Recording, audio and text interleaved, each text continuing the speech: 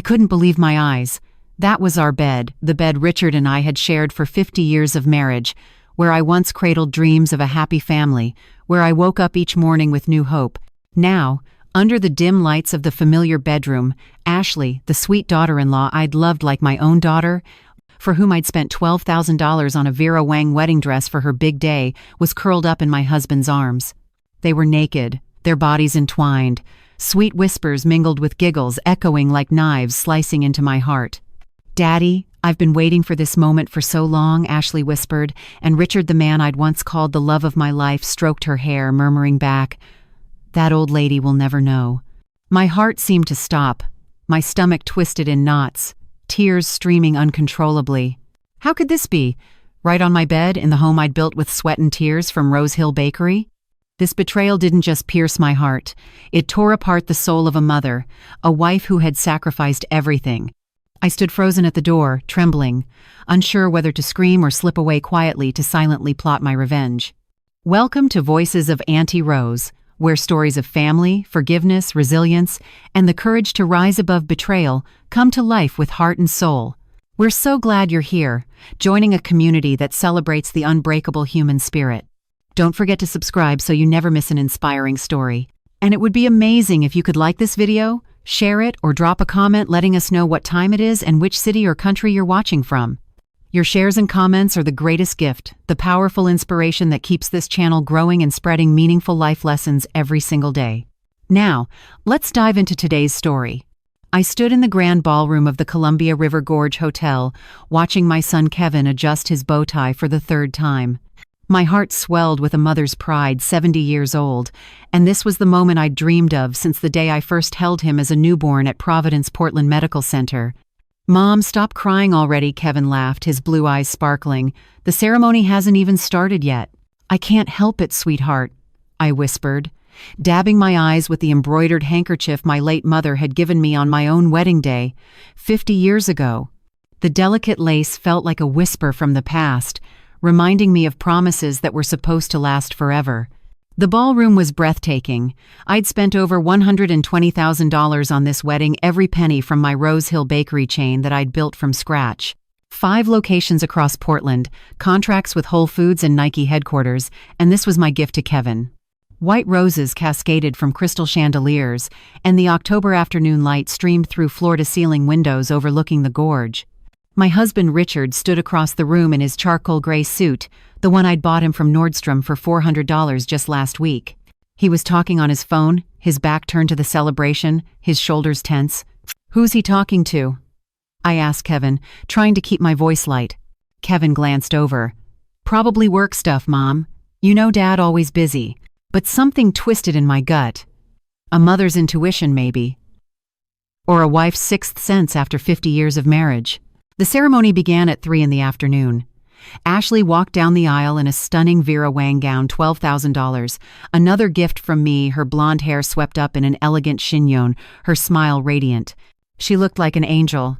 I cried through the entire ceremony. Kevin's vows were beautiful, talking about building a life together, about honoring and cherishing. When he said "I do," I felt like my heart might burst with joy. But when I looked for Richard, he wasn't in his seat next to me. "Where's your father?" I whispered to my sister Linda, who was sitting on my other side.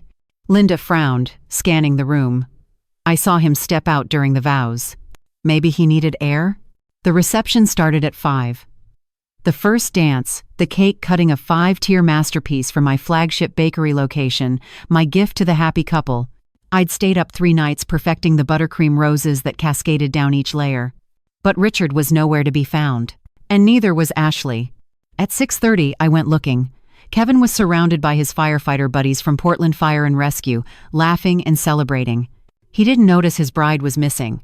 I checked the bridal suite on the 3rd floor. The door was locked, but I heard something muffled voices, a woman's giggle, a man's low murmur. "Ashley?" I called, knocking gently. "Honey, are you okay? Kevin's looking for you." Silence. Then footsteps. The door cracked open, and Ashley appeared, her hair slightly messed, her lipstick smudged, her face flushed. "Oh, Margaret, I just needed a moment. You know bride jitters." Her smile was too bright, too forced. "I'll be right down." "Are you alone?" I asked, my stomach dropping. "Of course, just fixing my makeup." She laughed, but it sounded wrong, hollow. I nodded and walked away, but my hands were shaking. Something was very, very wrong. I went back to the ballroom searching for Richard. Finally, I saw him emerge from the elevator, smoothing his tie, his face slightly flushed, his hair disheveled. "Where have you been?" I asked, trying to keep my voice steady. "Bathroom," he said quickly, not meeting my eyes. "Ate something that didn't agree with me. Liars have tells. After 50 years, I knew his. The way he wouldn't look at me.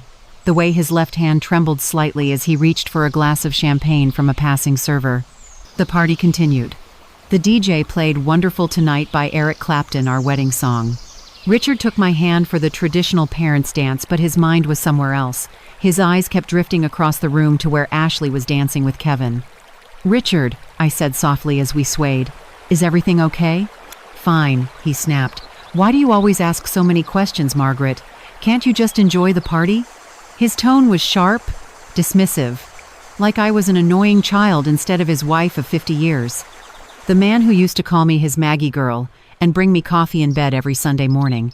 When the song ended, he dropped my hand and walked away without a word.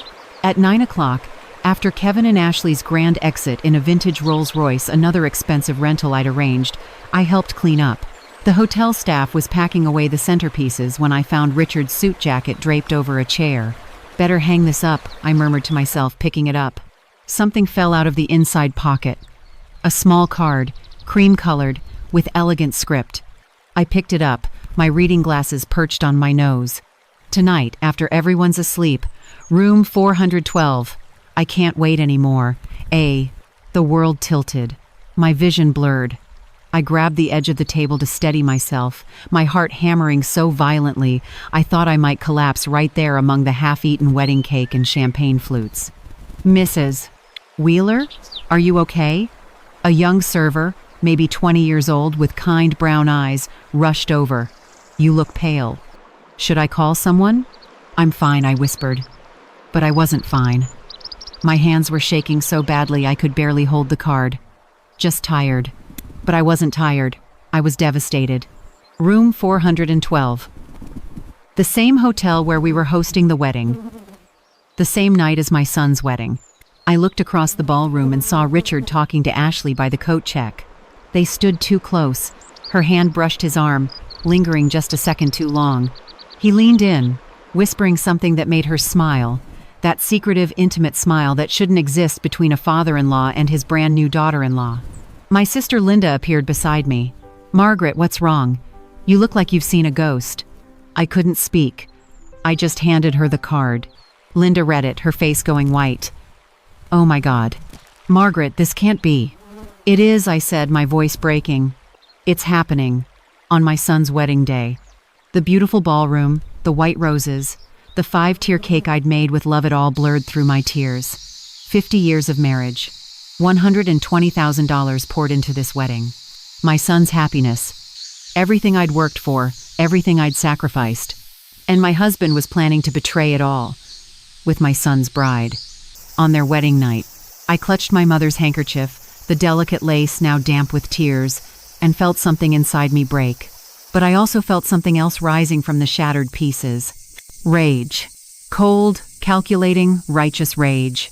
If they wanted to destroy my family, I would make sure the whole world watched them burn. I couldn't sleep that night. The hotel had given us a complimentary suite. The honeymoon package I'd upgraded for Kevin and Ashley had included rooms for the immediate family. But the irony burned like acid in my throat. My son was supposed to be in the honeymoon suite on the 5th floor. Instead, his bride was planning to meet my husband in room 412.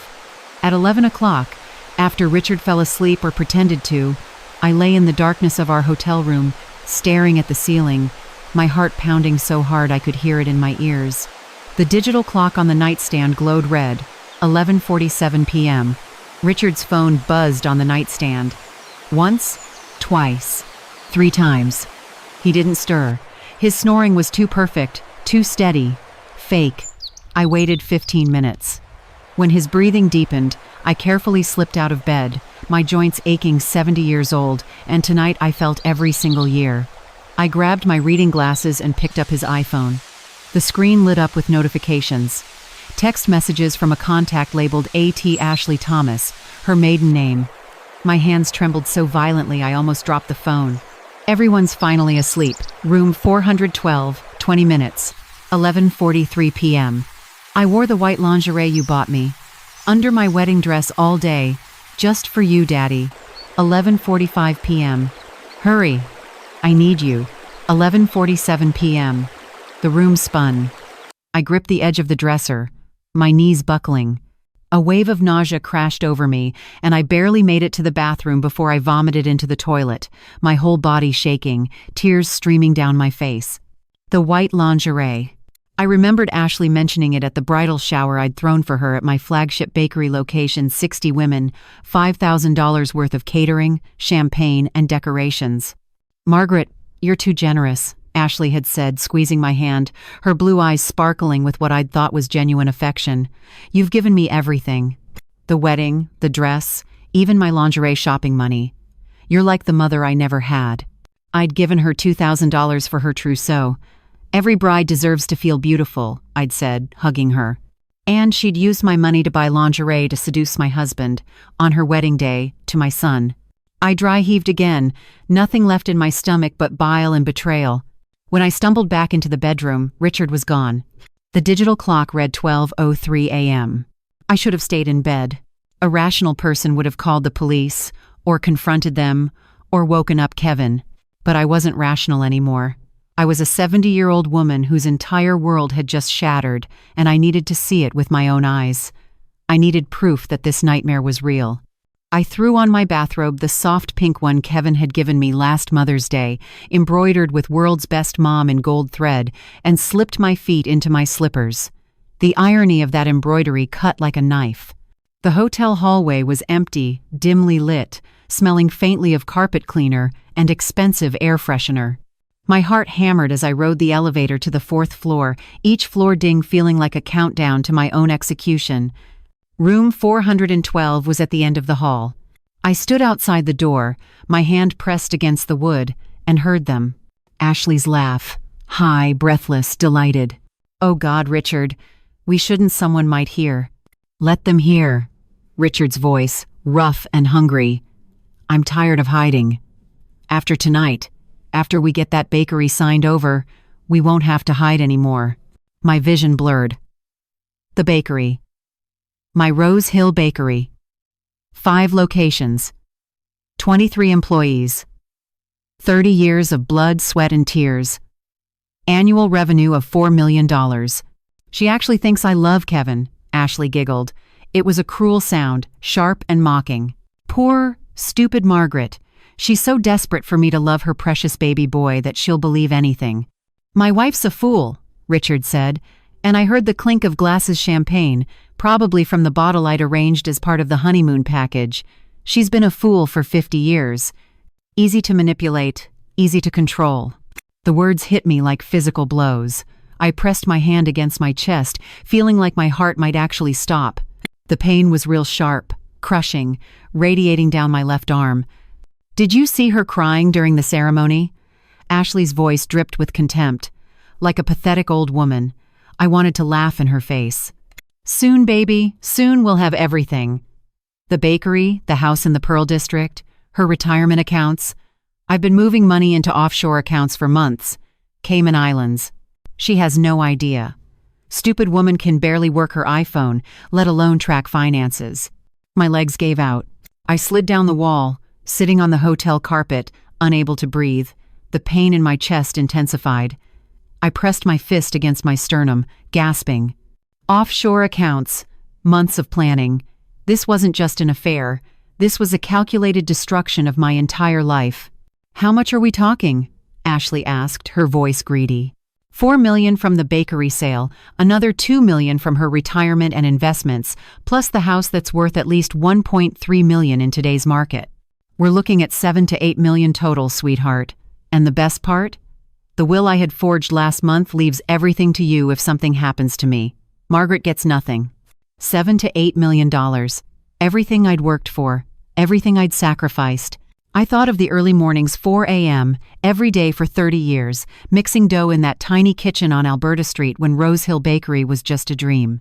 I thought of the late nights, the aching feet, the burned hands, the times I'd chosen the bakery over sleep, over rest, over my own needs. I thought of how I'd scrimped and saved to send Kevin to college, $45,000. How I'd bought Richard his dream car, a Tesla Model S, $90,000 for our 45th anniversary. How I'd paid for his mother's nursing home care when she got Alzheimer's, $300,000 over 5 years.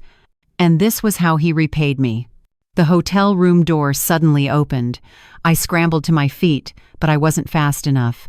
Ashley stepped out, wrapped in the hotel bathrobe, her hair tousled, her lips swollen. She froze when she saw me. For 1 second, I saw panic flash across her face. Then it morphed into something uglier. Contempt. Triumph. "Margaret," she said slowly, smiling. "Out for a midnight stroll?" I couldn't speak. My throat had closed up completely. Richard appeared behind her, shirtless, his face flushed. When he saw me, his expression didn't show guilt or shame. It showed annoyance. "Jesus Christ, Margaret," he snapped. "Are you following me now? What are you, some kind of stalker?" The cruelty of it, the gaslighting, made my stomach twist. I found the note," I whispered, my voice breaking. "In your jacket, room 412. "So you're going through my pockets now, too?" Richard's voice rose, sharp and accusatory. He was turning this around, making me the villain. "You're pathetic, Margaret. A paranoid old woman who can't accept that she's not the center of the universe anymore." "Richard, please," I reached for him, my hand trembling. He slapped my hand away, hard enough to sting. I gasped, cradling my hand against my chest, staring at him in shock. In 50 years of marriage, he had never, ever raised a hand to me. "Don't touch me," he hissed. "You disgust me. You've disgusted me for years. You're old, Margaret, old and boring and useless." Each word was a knife. I felt them physically, slicing through me. Ashley laughed, actually laughed. "Oh my God, Richard, you were right. She is pathetic." "Listen to me very carefully, Margaret," Richard said, stepping closer, his voice low and threatening. "You're going to go back to your room. You're going to forget what you saw tonight. And on Monday morning, you're going to sign those transfer papers I gave you last week, the ones for the bakery partnership. You're going to sign everything over to me. And if I don't?" My voice was barely a whisper. Richard smiled, but it was a snake's smile, cold and predatory. "Then everyone finds out about your little breakdown last year. Remember that? When you forgot where you'd parked at Target? When you left the stove on twice? I've been documenting everything, Margaret. Every little mistake. Every senior moment. I have a lawyer ready to declare you mentally incompetent. You'll lose everything anyway, but you'll lose it from a nursing home." The world tilted. Last year, when I'd been stressed about expanding the bakery, about hiring new staff, about keeping up with demand, the memory lapses had been stress, nothing more. But he'd been documenting them, building a case, planning my destruction for over a year. "You're lying," I said, but my voice shook. "Try me," Richard said. "Sign the papers or I'll have you declared incompetent and take it all anyway. At least this way you get to keep some dignity. I'll give you enough money to live on maybe $50,000 a year. Be grateful." 50,000 from 8 million, from 30 years of work. Ashley wrapped her arms around Richard's waist, resting her chin on his shoulder, looking at me with undisguised glee. "Poor Margaret. You really thought you mattered, didn't you?" Something inside me, something that had been bending and bending under the weight of their cruelty, finally snapped. I looked at them. Really looked at them. Richard, the man I'd loved since I was 20 years old. Ashley, the girl I'd welcomed into my family with open arms and an open heart. And I saw them for what they really were. Monsters. "Okay," I said quietly. Richard blinked, surprised. "Okay? I'll sign the papers." My voice was steady now, cold. "Monday morning I'll give you everything." Richard smiled, satisfied. "Smart choice, Margaret. Now go to bed. And remember, not a word to Kevin, or I'll destroy you." I turned and walked away, my slippers shuffling on the carpet. Behind me, I heard Ashley whisper something, and they both laughed. But they didn't see my face. They didn't see the fury burning behind my tears. They thought I was broken. They had no idea what they'd just unleashed. I made it back to my hotel room before the collapse happened. The moment I locked the door behind me, my legs gave out completely. I crumpled onto the plush carpet, my body shaking so violently I couldn't control it.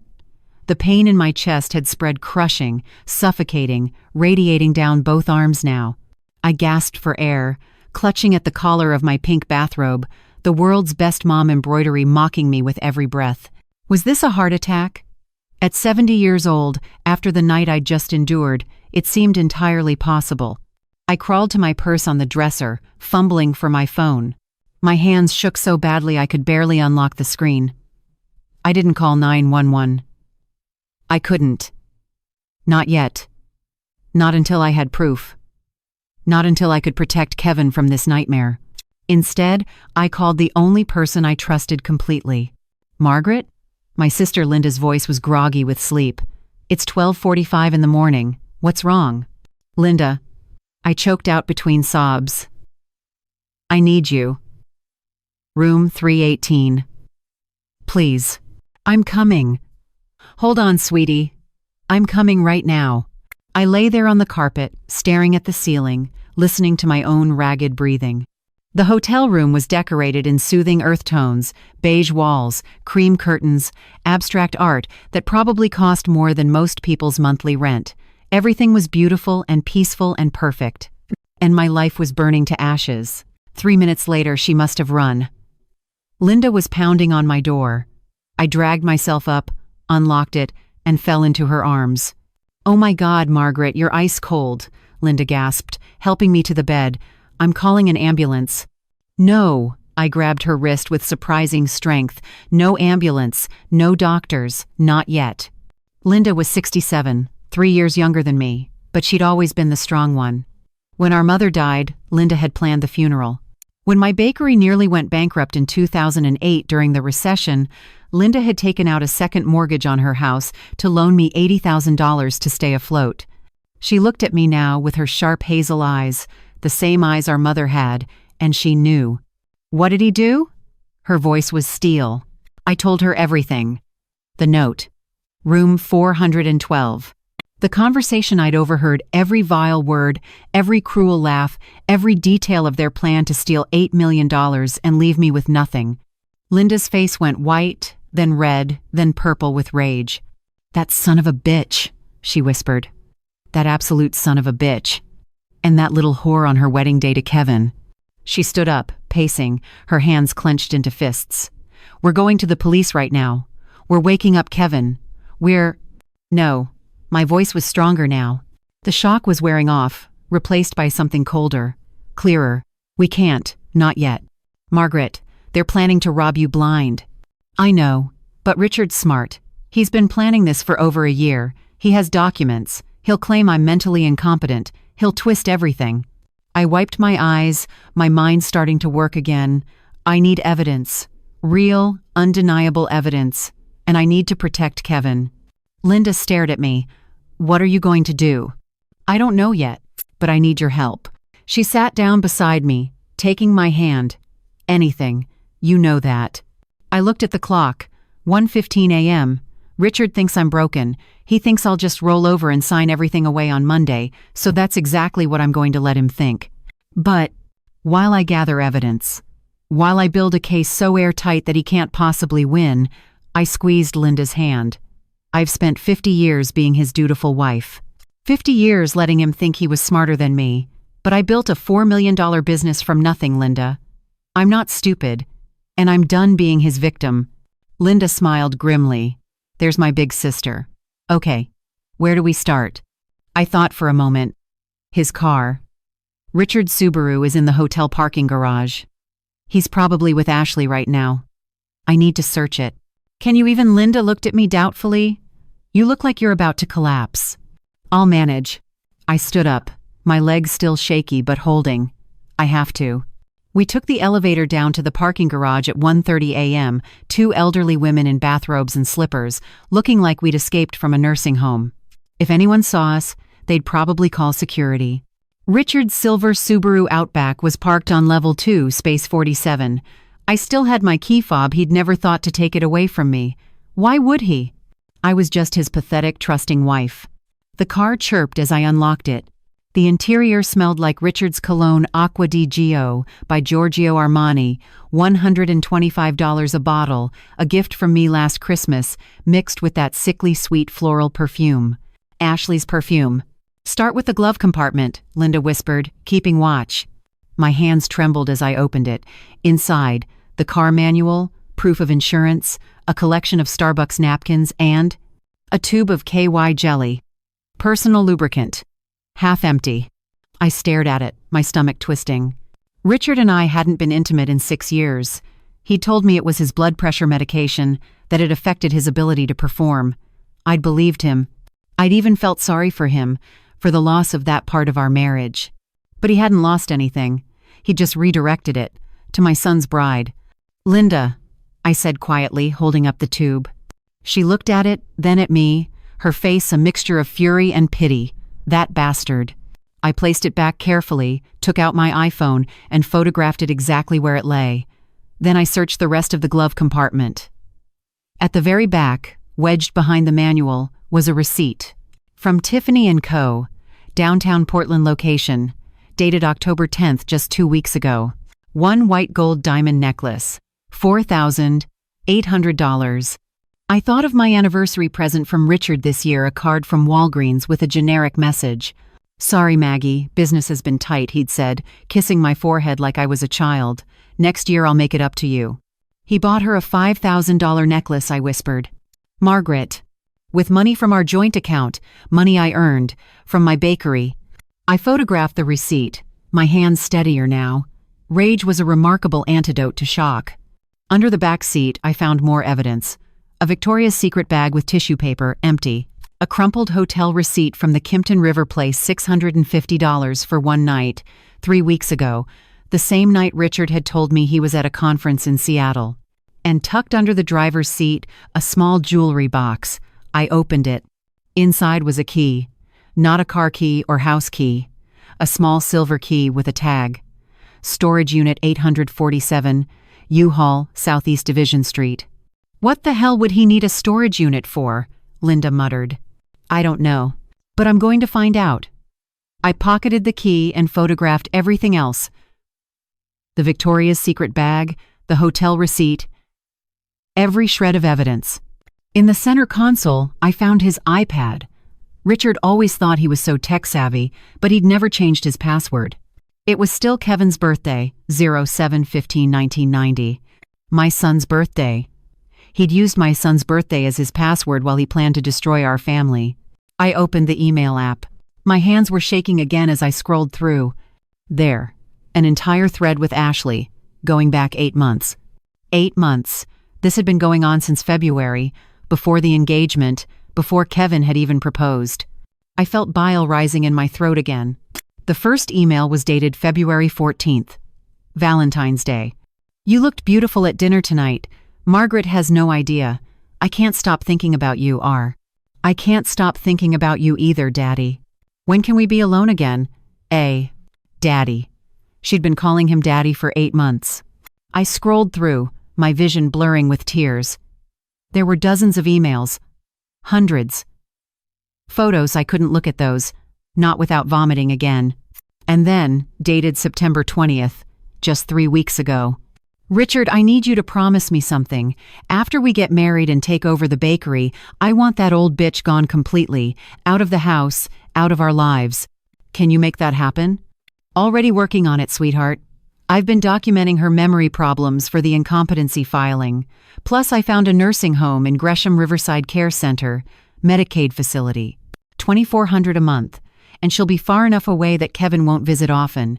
She'll be out of our hair permanently. Perfect. I love you so much. I can't wait to be Mrs. Ashley Wheeler for real, not married to that boring Boy Scout Kevin, but with you. Living in that beautiful Pearl District house, running the bakery empire. It's going to be perfect. Just a few more weeks, baby. The wedding is the perfect cover. Once she signs the transfer papers, we're home free. I'm thinking we wait 6 months, then I'll divorce her. Claim she's unstable. She won't fight it, she's too weak. Then you divorce Kevin, tell him you made a mistake. Whatever. We'll move to California, start fresh with our millions. I can't wait, Daddy. I can't wait to be yours completely. I closed the iPad, my hands shaking so violently I nearly dropped it. Riverside Care Center. I knew that place. It was one of the worst Medicaid nursing homes in Oregon. There'd been scandals in the news: neglect, abuse, unsanitary conditions. The Oregonian had done an exposé last year. He was going to put me there, lock me away, steal everything I'd built, and then abandon me to die in a facility where patients were left in soiled diapers and fed pureed food that looked like dog vomit. Linda had been reading over my shoulder. She was crying now, silent tears streaming down her face. Margaret, I'm so sorry. I'm so sorry. I forwarded every single email to my own account. Then I airdropped them to Linda's phone as backup. Then I saved them to a cloud drive.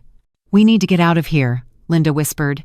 As we walked back toward the elevator, I thought about the woman I'd been yesterday morning, the woman who'd woken up excited about her son's wedding, the woman who'd believed her husband loved her, the woman who'd believed her family was intact. That woman was gone. In her place was someone new, someone colder, someone who understood that sometimes love wasn't enough. Sometimes you had to fight.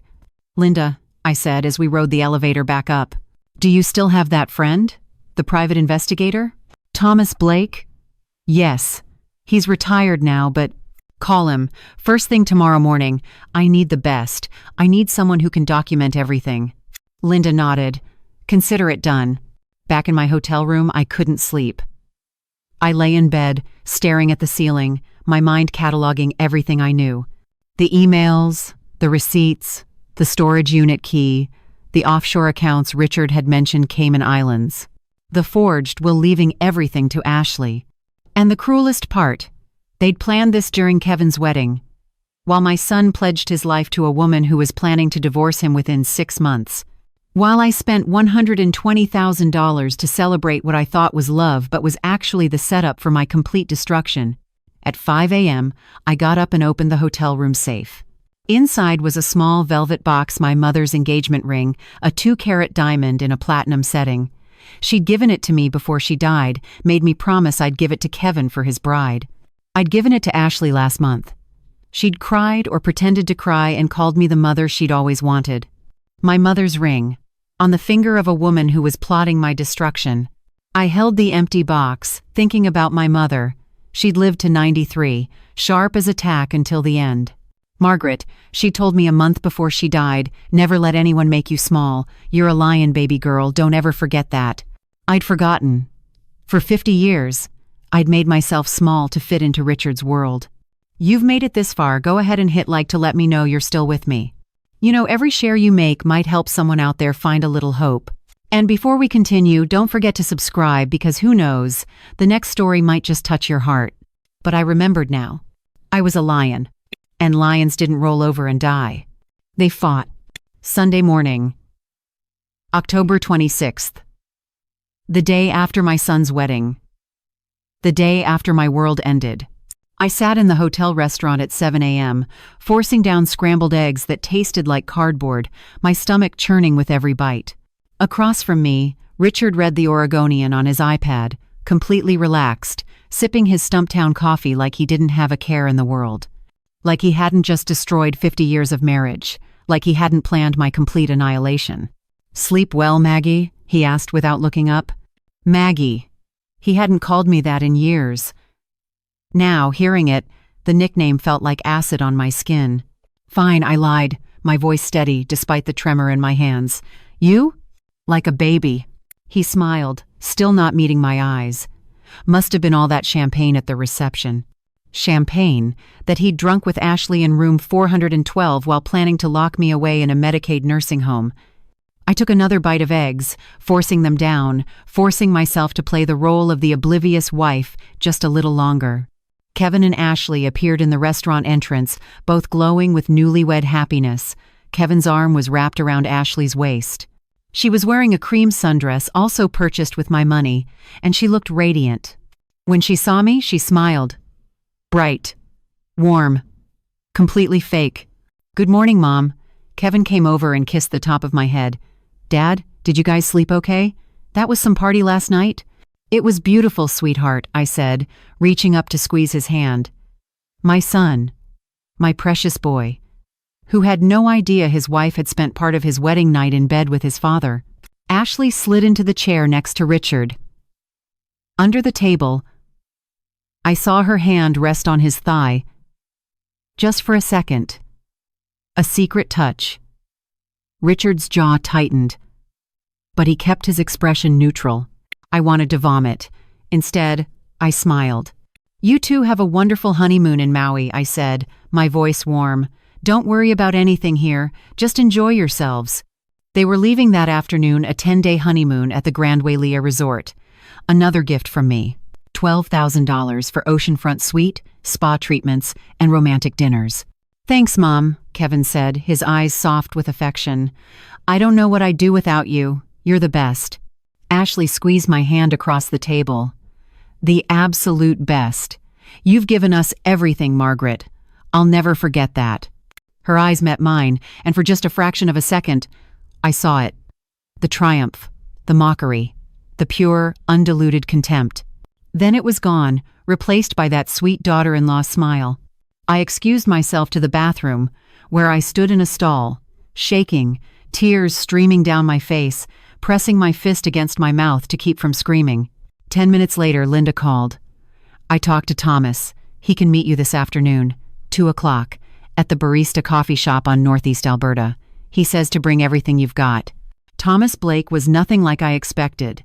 I'd imagined someone young, tech-savvy, maybe wearing a leather jacket like detectives on TV shows. Instead, he was 68 years old, gray-haired, with kind blue eyes and calloused hands. He wore a flannel shirt and jeans, and when he stood to shake my hand, I noticed he walked with a slight limp. "Mrs. Wheeler," he said, gesturing to the seat across from him. "Linda's told me a little, but I need to hear it from you." So I told him. Everything. The note. Room 412. The confrontation, the emails, the offshore accounts, the plan to declare me incompetent, the storage unit key. Thomas listened without interrupting, taking notes in a small leather-bound notebook. When I finished, my voice hoarse from crying, he looked at me with something I hadn't seen in anyone's eyes for a long time. Respect. "Mrs. Wheeler, I'm going to be straight with you. This is one of the most calculated financial elder abuse cases I've seen in 30 years of investigation." He leaned forward. "Your husband isn't just cheating. He's systematically destroying you, and if we don't move fast, he's going to succeed." "What do I do?" My voice cracked. "First, you don't sign anything, not a single paper. You tell him you need to consult with your accountant, your lawyer, whatever excuse buys us time." He flipped through his notes. "Second, we document everything. I'll start surveillance tomorrow. I'll follow him and Ashley, record their meetings, their communications. Third, we find out what's in that storage unit." "How?" "You have the key." "We go tonight." My heart raced. "Is that legal?" Thomas gave me a grim smile. "The unit's probably in his name, but you're his wife. Legally, you have as much right to access it as he does. Besides, Mrs. Wheeler, your husband is planning to rob you of $8 million and lock you in a nursing home. I think we can bend a few rules." At 9 p.m. that night, Thomas picked me up in his Ford F-150 truck. Linda insisted on coming too for moral support. The U-Haul storage facility on Southeast Division Street was a sprawling complex of orange metal units, fluorescent lights buzzing in the October darkness. The rain had started typical Portland weather, a steady drizzle that made everything glisten. Unit 847 was in the back corner. Thomas parked nearby, killed the lights, and we sat for a moment, watching. "If anyone asks, you're here to pick up some things," Thomas said. "You have the key. You're his wife. Nothing illegal about it." The key turned smoothly in the lock. The metal door rolled up with a screech that made me flinch. Thomas shone his flashlight inside. At first, I couldn't process what I was seeing. Then, slowly, it came into focus. The 10x10 unit was packed with boxes, dozens of them. Banker's boxes, neatly labeled, stacked floor to ceiling. Thomas pulled out the first box. The label read, "Rose Hill Financial Records 2020 to 2025. He opened it. Inside were manila folders, each meticulously organized, bank statements, tax returns, loan documents, everything related to my bakery. He's been copying your financial records, Thomas muttered, photographing each page with his phone, building a parallel file. The second box was labeled, Margaret Medical divided by mental health. My hands shook as I opened it. Inside were files, doctor's appointments I'd attended, notes in Richard's handwriting documenting every time I'd forgotten something. June 12, 2024. Margaret forgot where she parked at Trader Joe's, confused and disoriented for 15 minutes. August 3, 2024. Left the garage door open all night, claims she forgot to close it. Page after page after page of manufactured evidence of mental incompetence. That son of a bitch, Linda whispered. But it was the third box that broke me. Label, post, divorce financial plan area. Inside was a business plan. A 40-page document outlining how Richard and Ashley would take over Rose Hill Bakery, rebrand it as Wheeler's Artisan Bakery, and expand to 15 locations across the Pacific Northwest. They'd even designed a new logo. There were financial projections showing projected revenue of $12 million annually within 5 years. And at the bottom of the document, in Ashley's handwriting, "Can't wait to build our empire, Daddy. Margaret's recipes, our vision. She'll never see a penny." My recipes. 30 years of perfecting sourdough starters, buttercream techniques, the secret ingredients in my famous Marionberry pie. They were going to steal them, rebrand them, profit from them. While I rotted in a Medicaid nursing home, I sank to the concrete floor of the storage unit, the business plan clutched in my hands, and sobbed. Deep, gut-wrenching sobs that came from a place so broken I didn't know if it could ever heal. Linda wrapped her arms around me, crying too. Thomas kept photographing, his jaw clenched, anger radiating from him. "Mrs. Wheeler," he said quietly, once I'd cried myself out. "I've seen a lot of terrible things in my career. Murders, assaults. But this," he gestured at the boxes, "this is evil. Calculated, premeditated evil." He helped me stand, his hand gentle on my elbow. "But here's the thing about evil people. They get arrogant. They think they're smarter than everyone else. They get sloppy." He held up his phone, now containing hundreds of photographs. "Your husband just handed us everything we need to destroy him." We spent 2 hours in that storage unit, photographing every single document. The offshore account statements showing $2.3 million already transferred to the Cayman Islands. The forged will, notarized by a lawyer Richard, had clearly paid off. I recognized the name Marcus Hoffman, a sleazy attorney who'd been disbarred in California and moved to Oregon to start fresh. There were even draft divorce papers already filled out, claiming I was mentally unstable and requesting full control of all marital assets.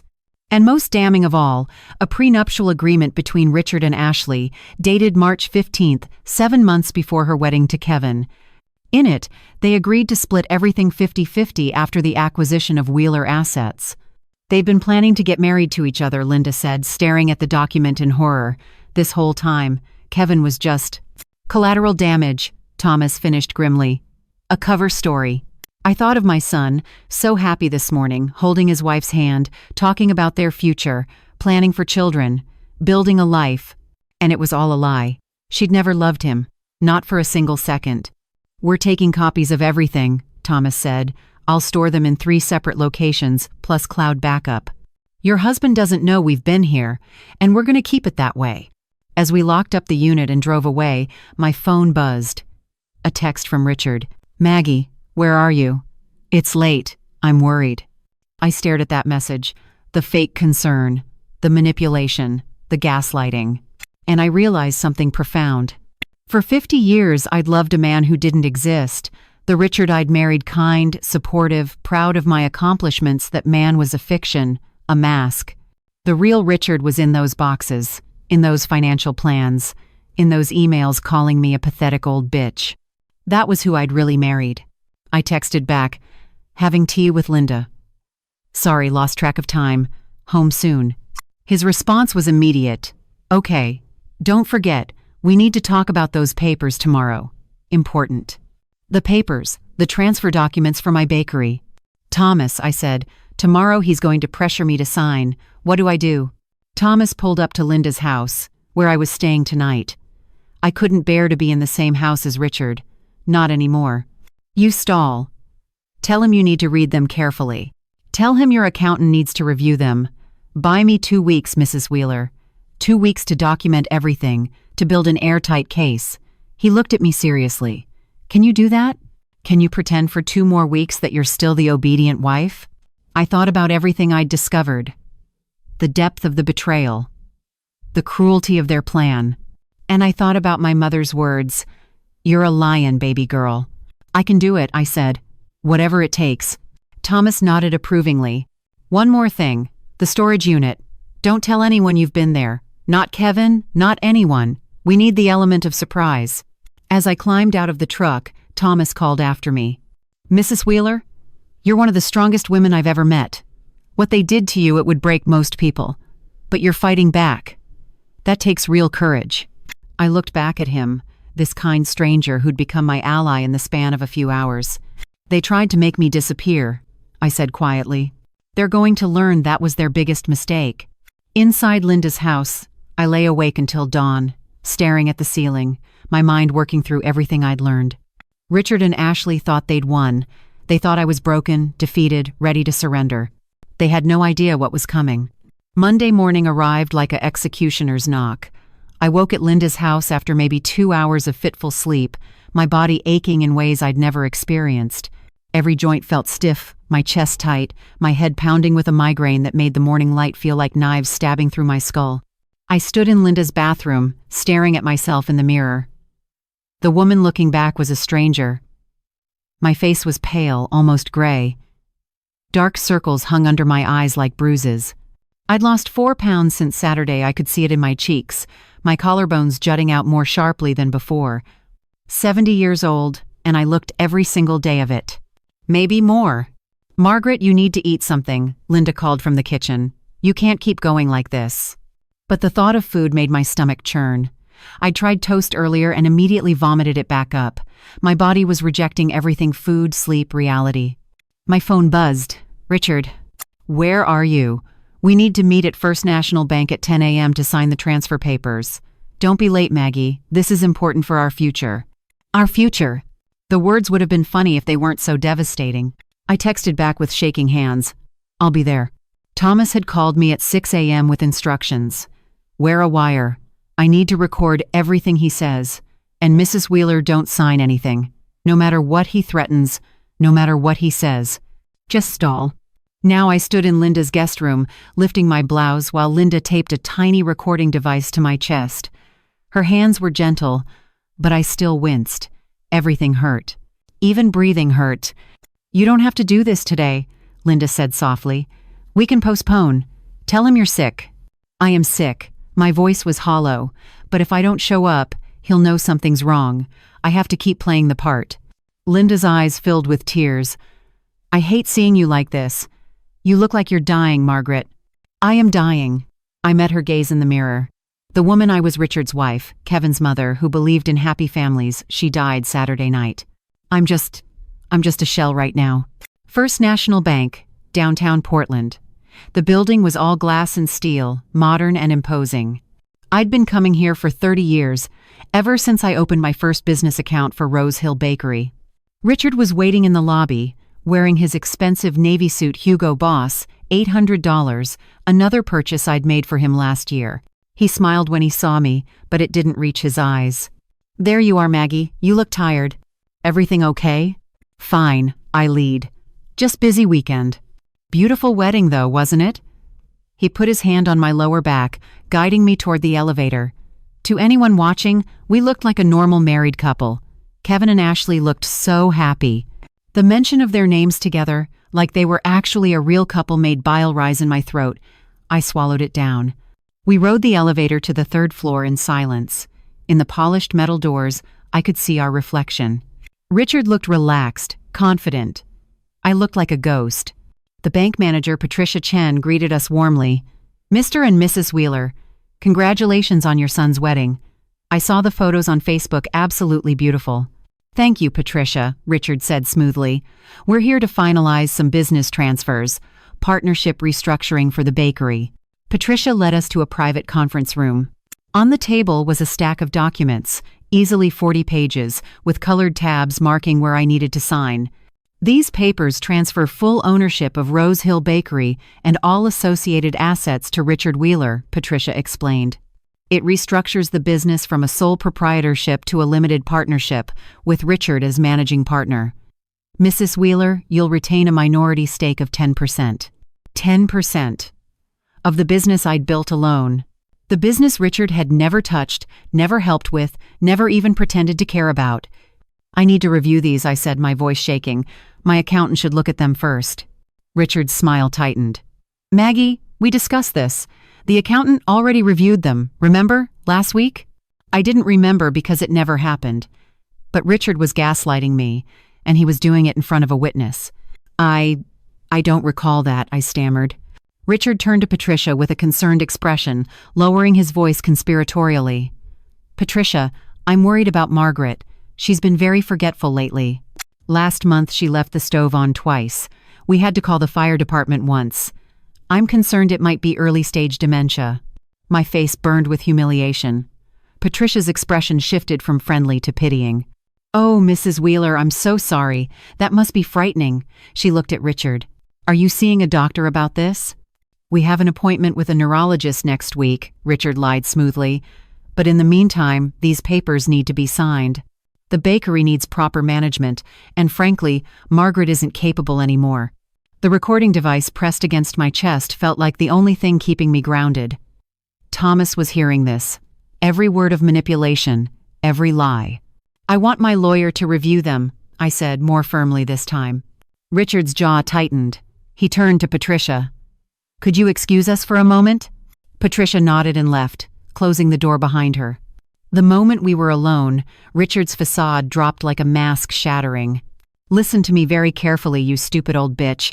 His voice was low, venomous. You're going to sign these papers right now, or I swear to God, Margaret, I will have you committed.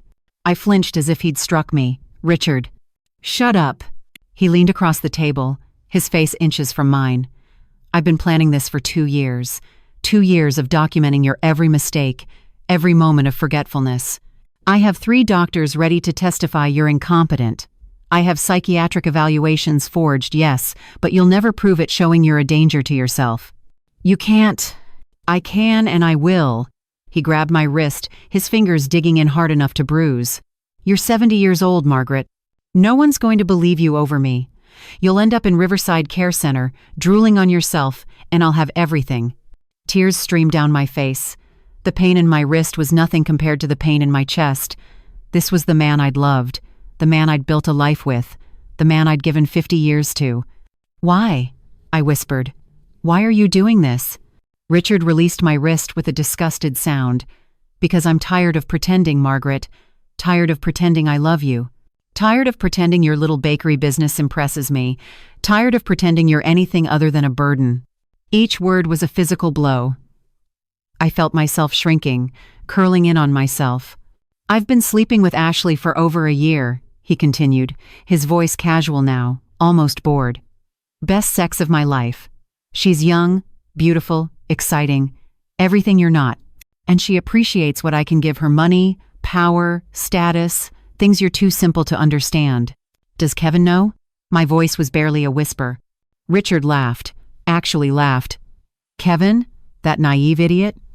He thinks Ashley loves him. He thinks they're going to have babies and live happily ever after. It's pathetic, really, but useful. The wedding was the perfect cover.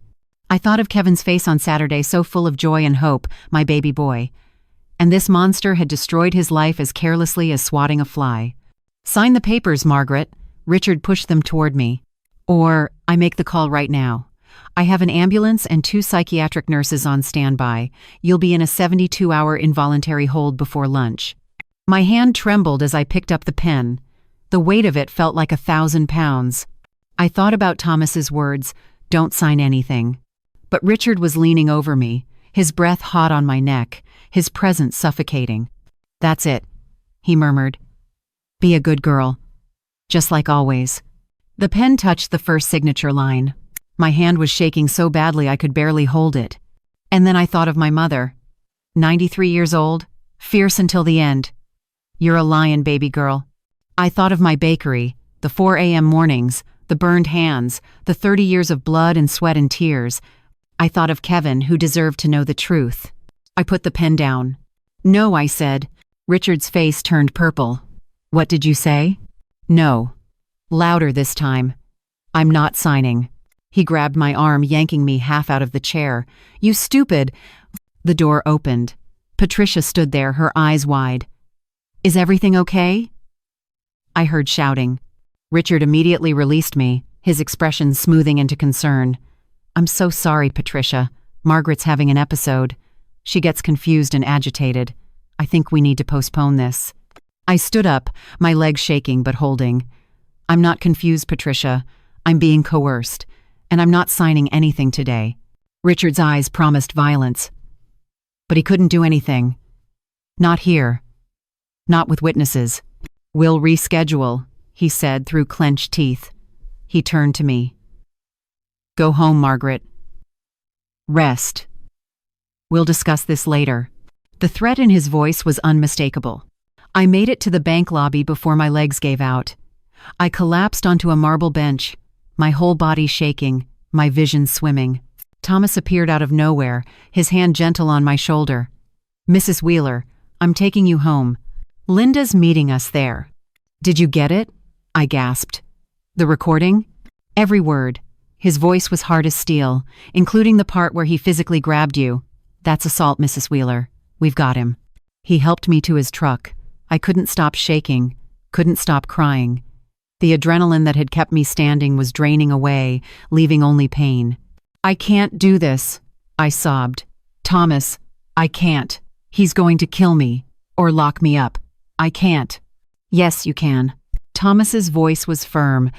Because you're stronger than he is, because you're fighting for your son, for your business, for yourself, and because, Mrs. Wheeler, we're going to destroy him. My phone buzzed.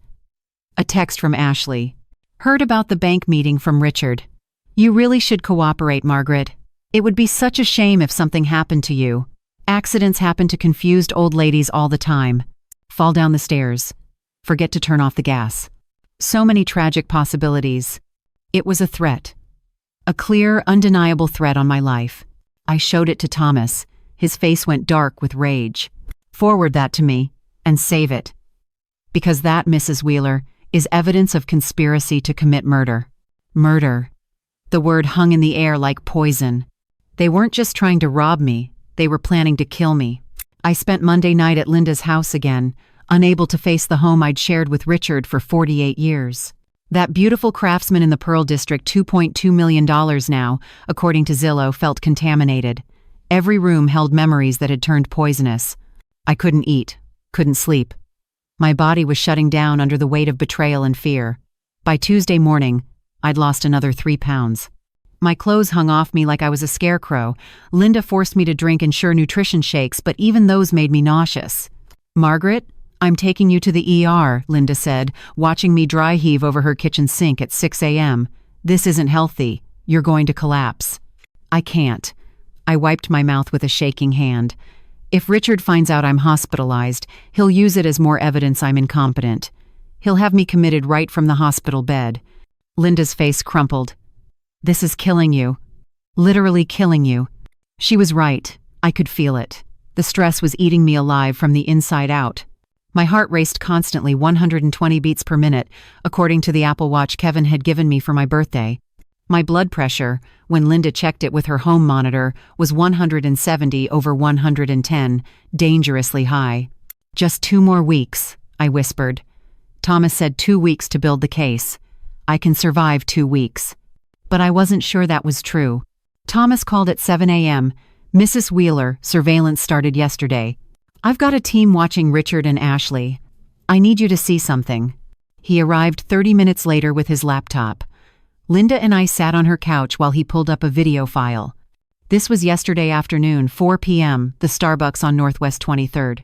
The video showed Richard and Ashley sitting at a corner table, their heads close together, laughing. Ashley's hand rested on Richard's thigh under the table. They looked like lovers. Because they were. Wait for it, Thomas murmured. On screen, Ashley pulled out her phone and showed Richard something. The camera zoomed in. Thomas's equipment was excellent, and I could read the text on her screen. It was a real estate listing. A beach house in Malibu, California. $4.7 million. That's our dream house, baby. Ashley's voice came through clearly. Thomas had managed to get audio. Imagine waking up there every morning. Just you and me. After the old bitch signs the papers and we liquidate the bakery, we'll have enough for the down payment, Richard said. Another 6 months, we file for divorces, and we're free. Ashley giggled. I can't wait to be rid of Kevin. He's so boring, Richard. Last night he wanted to talk about our 5-year plan.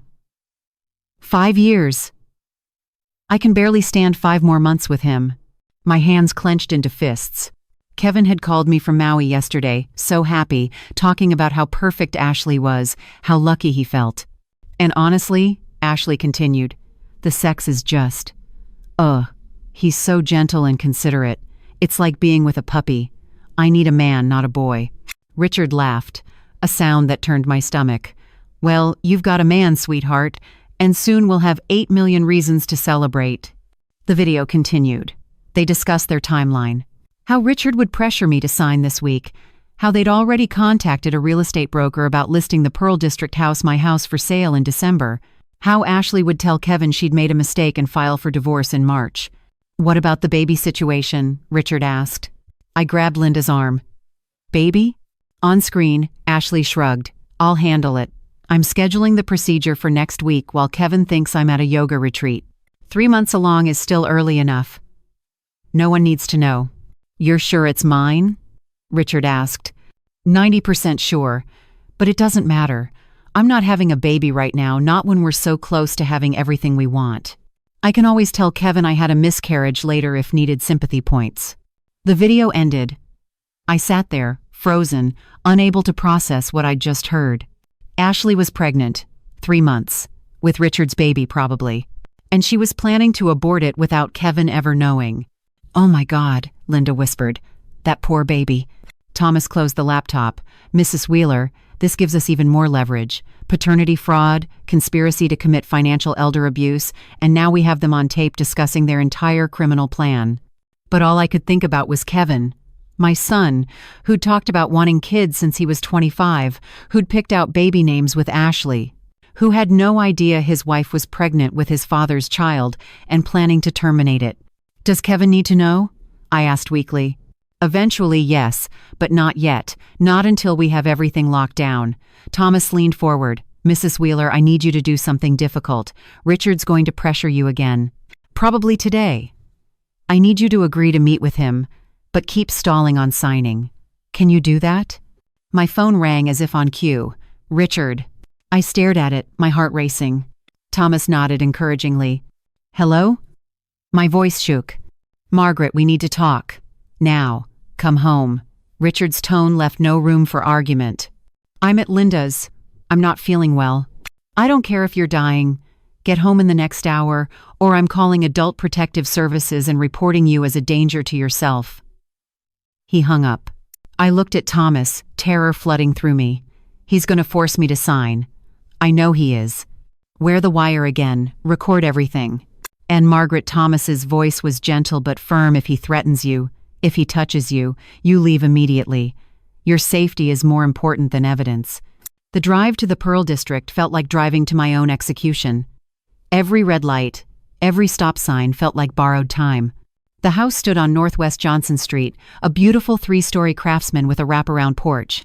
I'd bought it 32 years ago when Rose Hill Bakery started making real money. $750,000 then. Worth millions now. I'd painted the shutters sage green myself, had planted the rose bushes that now climbed the front trellis, had hung the swing on the porch where I used to rock Kevin to sleep on summer evenings. Now it felt like a mausoleum of lies. Richard was waiting in the living room, pacing. When I walked in, he didn't greet me, just thrust a new stack of papers into my hands. Sign these. Now. Richard, I need time. No more time, he shouted so loudly I flinched. You've had enough time. You're signing today or I'm making the call. He grabbed his phone, pulling up a contact. I could see the name, Dr. Morrison, Psychiatric Services. One click, Margaret. One click and you're in a psych ward on an involuntary hold. Is that what you want? Tears streamed down my face. The recording device felt like it was burning against my skin. Please, Richard. Please don't do this. I'm your wife. 50 years. 50 years of mediocrity. He was in my face now, spittle flying. 50 years of your pathetic neediness.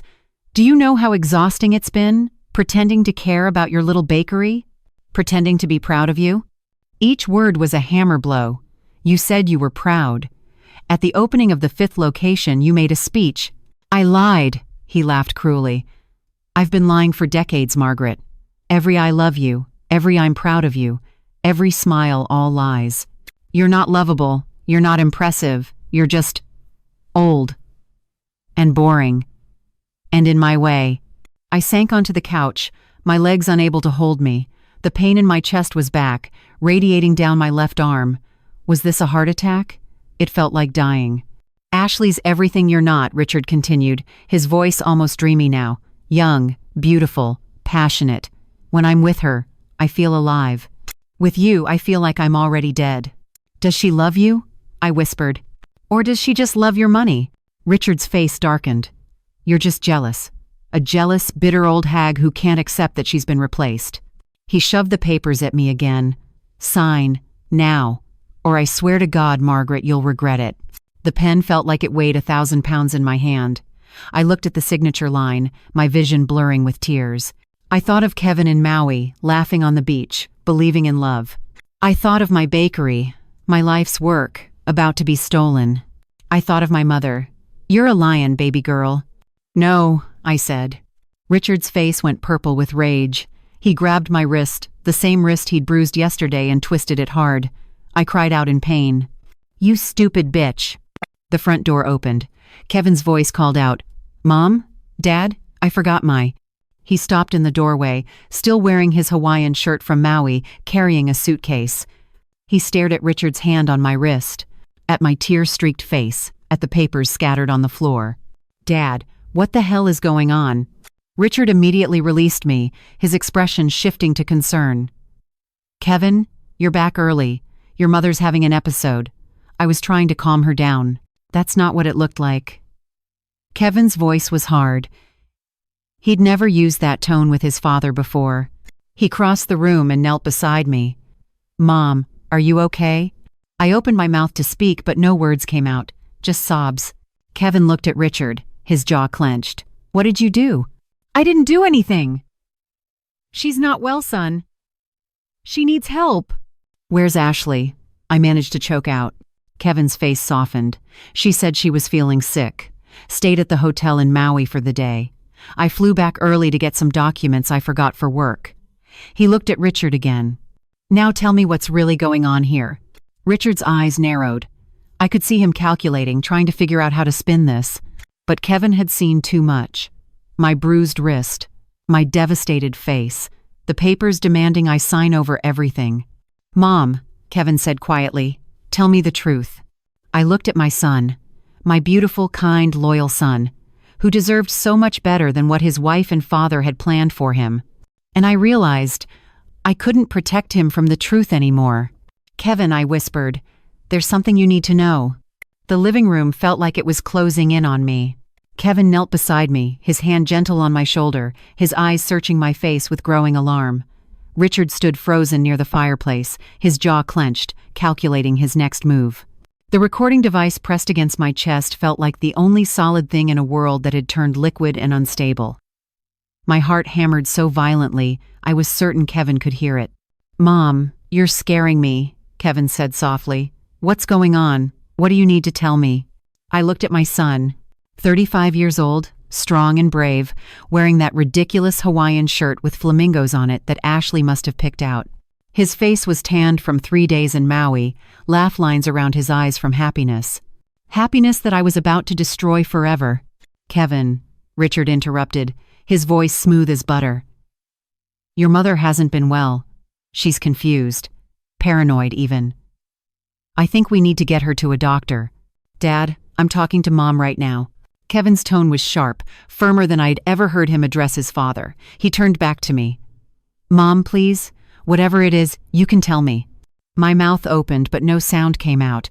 How do you tell your son that his wife is having an affair with his father, that his marriage is a lie? That his unborn child, the child he doesn't even know about, belongs to his own father? The words stuck in my throat like broken glass. Margaret, don't, Richard warned, his voice low and threatening. Think very carefully about what you're about to do. You're going to sound insane, paranoid, exactly like someone who needs to be institutionalized. Kevin's head snapped toward Richard. What the hell did you just say? I'm trying to protect her, Richard said, his expression morphing into false concern. Kevin, your mother's been having episodes. Memory problems, paranoid delusions. Last week she accused me of stealing from her. The week before that she thought the neighbors were spying on her. It's heartbreaking, son, but we have to face reality. She needs professional help. Lies, every word, but they were delivered so smoothly, so convincingly. I watched Kevin's face, saw the doubt creeping in. He wanted to believe his father. Of course he did. Richard had been his hero his entire life. Is that true, Mom? Kevin asked gently. Have you been feeling confused? No, I whispered. Then louder. No. Kevin, I'm not confused. I'm not paranoid. I'm being destroyed. Margaret Richard stepped forward. Don't you dare come near her. Kevin stood up, positioning himself between us. Dad, back off. Let her speak. Something flickered across Richard's face. Fear, maybe? Or rage barely contained. I took a shaking breath. The room spun, but I forced myself to focus on Kevin's face. On my son. My baby boy. Your father is having an affair, I said. The words came out broken, barely audible. Kevin froze. What? An affair. For over a year. He's been planning to steal my bakery, take all our money, and have me declared incompetent so he can lock me in a nursing home. That's insane, Richard exploded. Kevin, listen to me. Your mother is having a complete mental breakdown. None of this is true. I love your mother. I would never— With who? Kevin's voice was strange, hollow. He was still looking at me, but something in his eyes had changed. Like he already knew. Like on some deep level he'd always known. Who is Dad supposedly having an affair with? This was it. The moment that would shatter everything. Ashley, I whispered. The silence that followed was deafening. Kevin stood absolutely still, his face blank with shock. Then he laughed, a short, sharp sound that held no humor. No, Mom, that's crazy. Ashley loves me. We just got married. We're in Maui on our honeymoon. She's 3 months pregnant, I said. The words came easier now, like a dam breaking. With your father's baby. They've been together since February. Since before you proposed. The wedding was just a cover. They're planning to divorce us both in 6 months and move to Malibu together. Kevin's face went white, completely bloodless. He staggered backward like I'd physically struck him. You're lying, he whispered. Mom, why would you lie about something like that? She's not lying, a new voice said from the doorway. We all turned. Thomas Blake stood there, his laptop under his arm, Linda right behind him. Who the hell are you? Richard demanded. Thomas Blake, private investigator. He walked into the room with calm authority, and I have video and audio evidence of everything Mrs. Wheeler just told her son. Plus evidence of financial fraud, conspiracy to commit elder abuse, and threats of violence. Richard's face went from red to purple. Get out of my house. This is private property. I'll have you arrested for trespassing. Actually, it's Margaret's house, Thomas said mildly. She bought it 32 years ago, before Oregon became a community property state. Her name is the only one on the deed. You have no legal authority to ask me to leave. Kevin sank onto the couch, his head in his hands. This can't be real. This can't be happening. Kevin, don't listen to them. Richard moved toward his son, but Thomas stepped smoothly between them. I wouldn't do that, Mr. Wheeler. Not after what we have on camera from yesterday and today. Thomas opened his laptop and set it on the coffee table. Kevin, your mother's been wearing a recording device for the past 2 days. Would you like to hear what your father said to her an hour ago? No, Richard said quickly. Kevin, they're trying to manipulate you. Yes, Kevin said, his voice hollow. Play it. Thomas pressed play. Richard's voice filled the room. 50 years of mediocrity. 50 years of your pathetic neediness. Do you know how exhausting it's been, pretending to care about your little bakery? Kevin flinched like he'd been slapped. The recording continued. Every cruel word, every threat. The part where Richard called me an old bitch. The part where he admitted lying for decades. When it ended, Kevin sat motionless, staring at nothing. There's more, Thomas said quietly. He pulled up the Starbucks surveillance video. This was yesterday. We watched Ashley and Richard, heads together, discussing their Malibu beach house, their plan to divorce us. Ashley talking about how boring Kevin was. And then the part about the baby. Ashley saying she was 90% sure it was Richard's, planning to abort it without telling Kevin. Kevin made a sound something between a sob and a roar. He stood up, his whole body shaking, and turned to Richard. Is it true? His voice was barely human. Is any of this true? Richard's face was a mask of rage. Kevin, they're manipulating you. That video could be faked. The audio is out of context. Is it true? Kevin roared. The sound was so primal, so full of anguish that I started crying again. Your mother is a liar, Richard hissed. A bitter, jealous old woman who can't accept that she's past her prime. She's trying to turn you against me because… Kevin's fist connected with Richard's jaw. The crack was sickening. Richard went down hard, crashing into the coffee table, blood streaming from his nose. Kevin, no! I tried to stand, but my legs wouldn't hold me. You son of a bitch! Kevin was on top of Richard now, his hands around his father's throat. My wife! You slept with my wife! Thomas and Linda pulled Kevin off, both struggling to restrain him. Kevin was sobbing now, great heaving sobs that shook his whole body. She's pregnant, Kevin choked out. Ashley's pregnant, and she's going to. He couldn't finish the sentence. Richard scrambled to his feet, blood dripping onto his expensive Brooks Brothers shirt, $145, another purchase I'd made. He pointed a shaking finger at me. This is your fault, Margaret. You turned my son against me. You've destroyed this family. You destroyed this family, Linda shouted. You and that gold-digging whore you convinced Kevin to marry. My phone rang. Ashley's name flashed on the screen. We all stared at it. After 4 rings, it went to voicemail. 30 seconds later, a text appeared. Kevin grabbed my phone before I could stop him. His face went gray as he read it. What does it say? I whispered. Kevin's voice was dead when he read it aloud. Richard, the old bitch better have signed by now. I'm sick of waiting. Also, Kevin's being super clingy about the baby thing. Might need to tell him about the miscarriage sooner than planned. Call me when you're done with her. The miscarriage. The planned lie about losing the baby she was actually planning to abort. Kevin dropped the phone like it had burned him.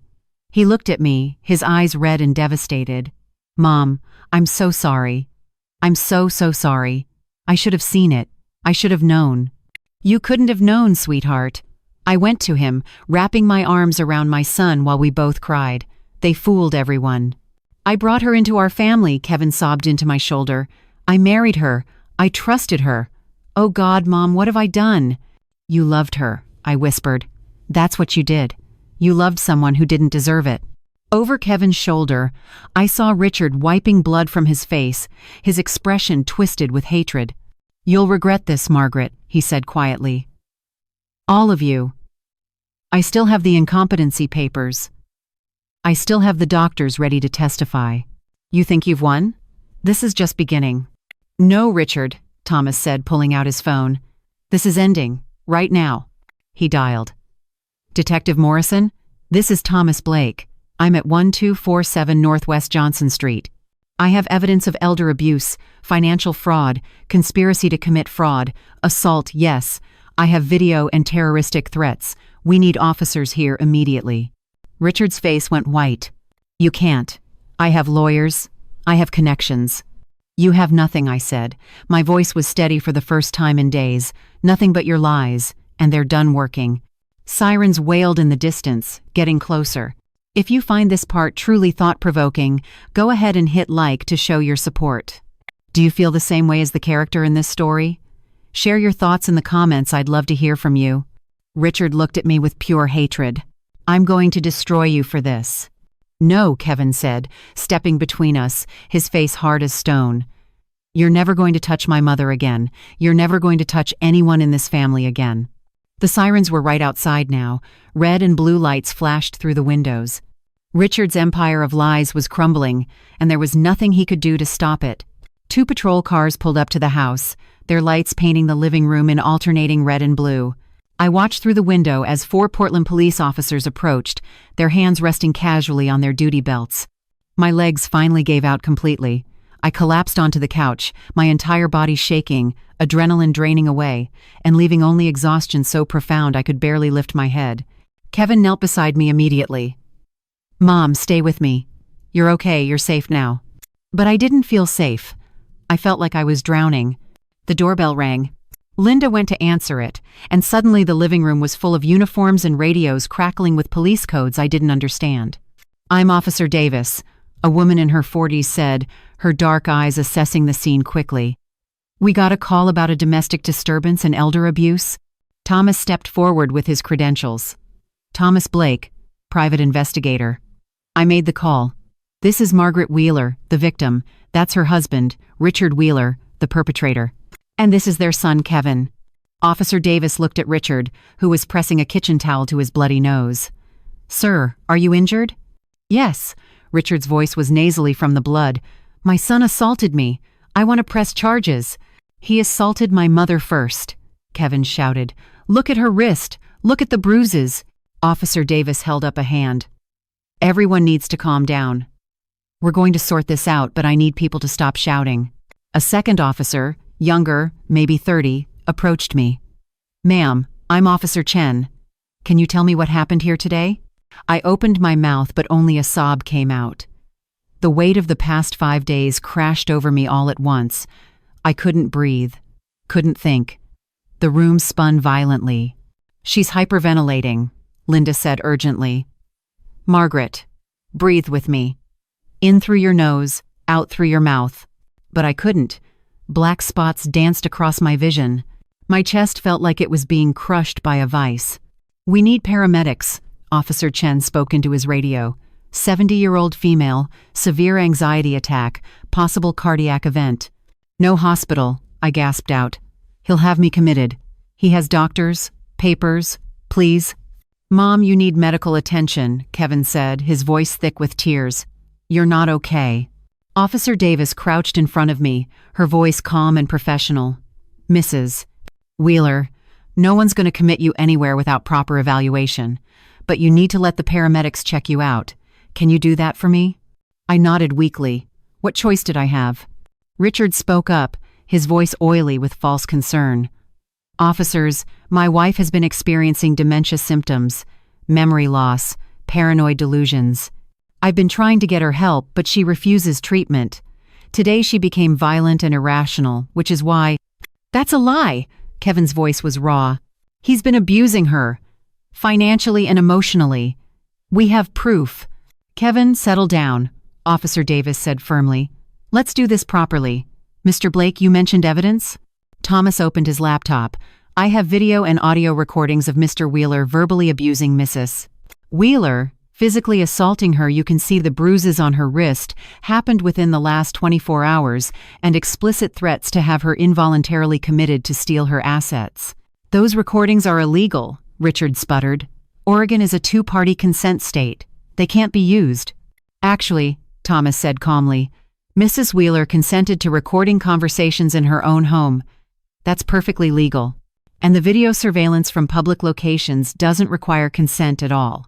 Officer Davis watched the footage. Thomas pulled up the bank incident from yesterday, Richard grabbing my wrist. Then today's recording, Richard's voice venomous. "You stupid bitch. Sign now or I swear to God, Margaret, you'll regret it." Her expression hardened. She turned to Richard. "Sir, I need you to step outside with Officer Martinez." "I'm not going anywhere. This is my house." "Actually, it's Mrs. Wheeler's house," Thomas interjected. "Sole ownership, purchased before they married. Oregon's not a community property state for premarital assets. I don't care whose house it is," Officer Davis said, her voice steel.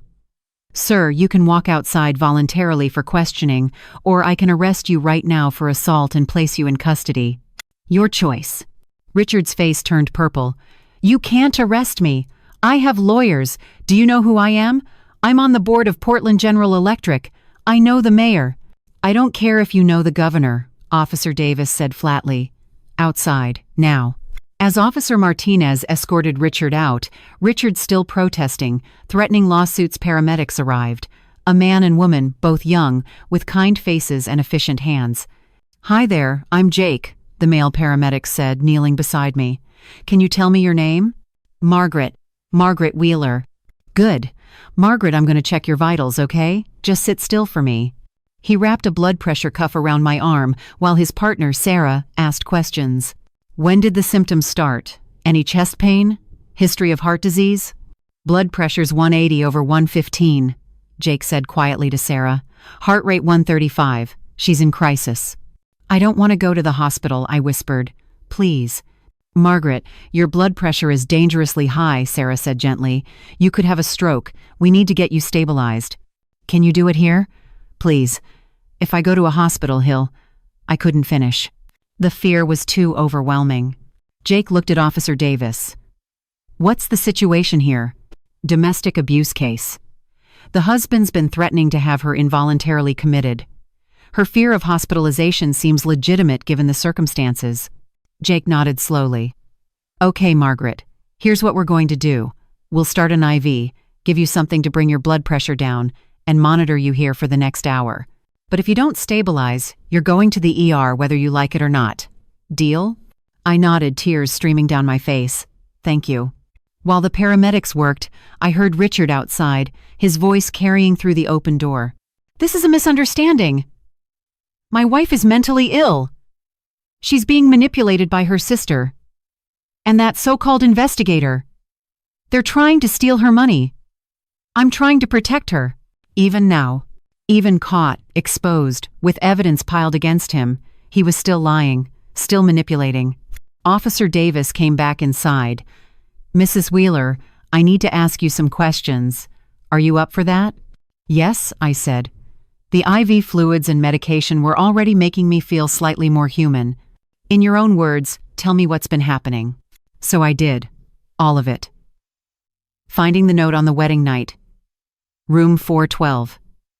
The confrontation in the hallway. The storage unit full of forged documents. The offshore accounts. The plan to steal my bakery and lock me in Riverside Care Center. The affair with Ashley. The pregnancy.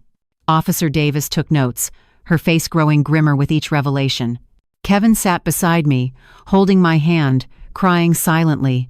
My strong, brave son, destroyed by the two people he'd loved most. When I finished, Officer Davis said, "That's one of the most comprehensive elder abuse schemes I've encountered. Mr. Blake, can you provide copies of all your evidence?" Already prepared, Thomas handed her a flash drive. Video, audio, financial documents, everything, plus Mrs. Wheeler's medical records showing she has no cognitive impairment. I had her evaluated by an independent neurologist yesterday. You did? I looked at him in surprise. Precautionary measure, Thomas said. In case Richard tried to use the incompetency angle, Dr. Patricia Young at OHSU performed a full cognitive assessment. You scored in the 98th percentile for your age group. No signs of dementia, no memory impairment. I have the official report. Relief flooded through me. One of Richard's weapons, neutralized. My phone rang. We all looked at it. Ashley's name on the screen. Should I answer? I asked Officer Davis. She nodded. Put it on speaker. I hit the green button with shaking fingers. Hello? Margaret? Ashley's voice was sharp, suspicious. Why aren't you answering your texts? Where's Richard? He was supposed to call me 2 hours ago. Kevin's face crumpled. Hearing her voice, so casual, so unconcerned about the destruction she'd caused. Ashley, this is Officer Davis with Portland Police. Are you currently in Oregon? Silence. Then, what? Why? What's going on? We need to speak with you regarding an ongoing investigation. Where are you currently located? I'm at the Maui Grand Wailea. Ashley's voice had gone high and panicky. What investigation? Is this about Kevin? Did something happen to Kevin? I'm fine, Ashley, Kevin said, his voice dead. Or I will be, once I never have to see you again. Kevin? Baby, what's happening? You're scaring me. Don't call me baby, Kevin said quietly. Don't ever call me that again. I know everything, Ashley. About you and my father.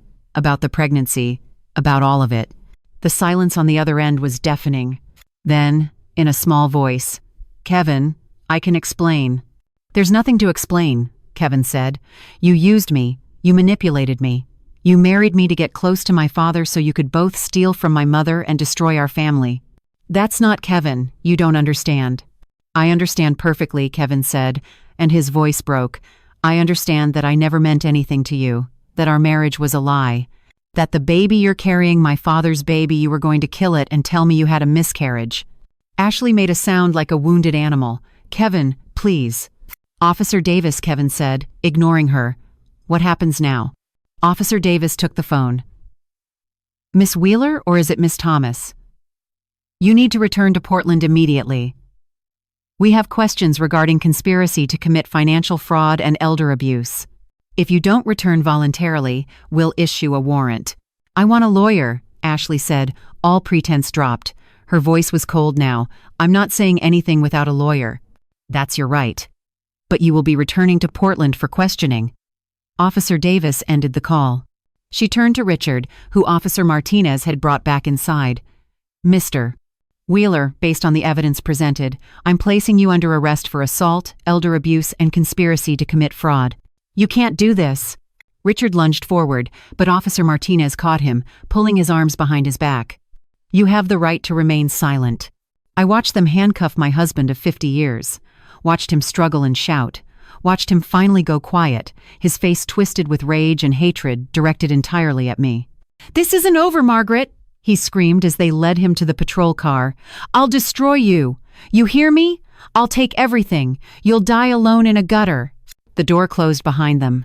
Sudden silence filled the house. Kevin and I sat together on the couch, holding each other, both of us shaking. Linda sat on my other side, her arm around my shoulders. Thomas packed up his equipment quietly. Mrs. Wheeler, Jake the paramedic said, your blood pressure's coming down, 150/95. Still high, but better. How are you feeling? Numb, I whispered. Just numb. That's shock. Completely normal given what you've been through. He made notes on his tablet. I still want you to follow up with your doctor within 24 hours. And if you have any chest pain, dizziness, or shortness of breath, you call 911 immediately. Understood? I nodded. After the paramedics left, the four of us sat in silence. Outside, the autumn sun was setting, painting the sky in shades of orange and purple, beautiful, indifferent to human suffering. What happens now? Kevin finally asked. Now, Thomas said, we build the legal case, criminal charges against Richard and Ashley, civil suit to recover your mother's assets, restraining orders, divorce proceedings. And me? I asked. What do I do? Thomas looked at me with something like admiration. You survive, Mrs. Wheeler. You've already done the hardest part. You fought back. You refused to be erased. Now you heal. But I didn't feel like I'd won anything. I just felt broken. That night, I stayed in my own house for the first time in days, but it didn't feel like home anymore. It felt like a crime scene. Kevin refused to leave my side. He'd called his fire station, told his captain he needed emergency family leave, and moved into his old bedroom upstairs. The room still had his high school baseball trophies on the shelves, his Portland Trailblazers posters on the walls. Reminders of a simpler time when I'd believed my family was solid and real. I lay in my bed, the bed I'd shared with Richard for 48 years, and couldn't close my eyes. Every time I did, I saw Ashley's face. Heard Richard's voice. 50 years of your pathetic neediness. At 3 a.m., Kevin found me sitting in the kitchen, staring at nothing. Mom, you need to sleep, he said gently, sitting beside me. I can't. My voice was hollow. Every time I close my eyes, I see them together. In room 412. Planning my destruction while I was downstairs at your wedding. Crying because I was so happy. Kevin's jaw clenched. I'm so sorry, Mom. This is my fault. I brought her into our lives. No, I grabbed his hand. No, sweetheart. You were a victim too. She manipulated you just as much as she manipulated me. I should have seen it.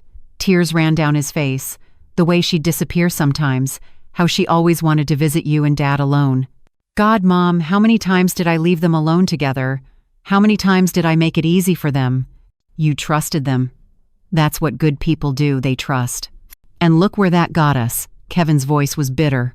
My wife is pregnant with my father's baby.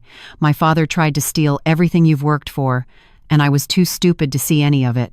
I pulled him into my arms like I had when he was a child. My son, 6'2" and 200 pounds of muscle, sobbing against my shoulder. We're going to get through this, I whispered. Together. But I wasn't sure I believed it. Wednesday morning, Thomas arrived at 8 a.m. with coffee from Stumptown and devastating news. Mrs. Wheeler, Kevin, Linda, you all need to sit down. We gathered around the kitchen table.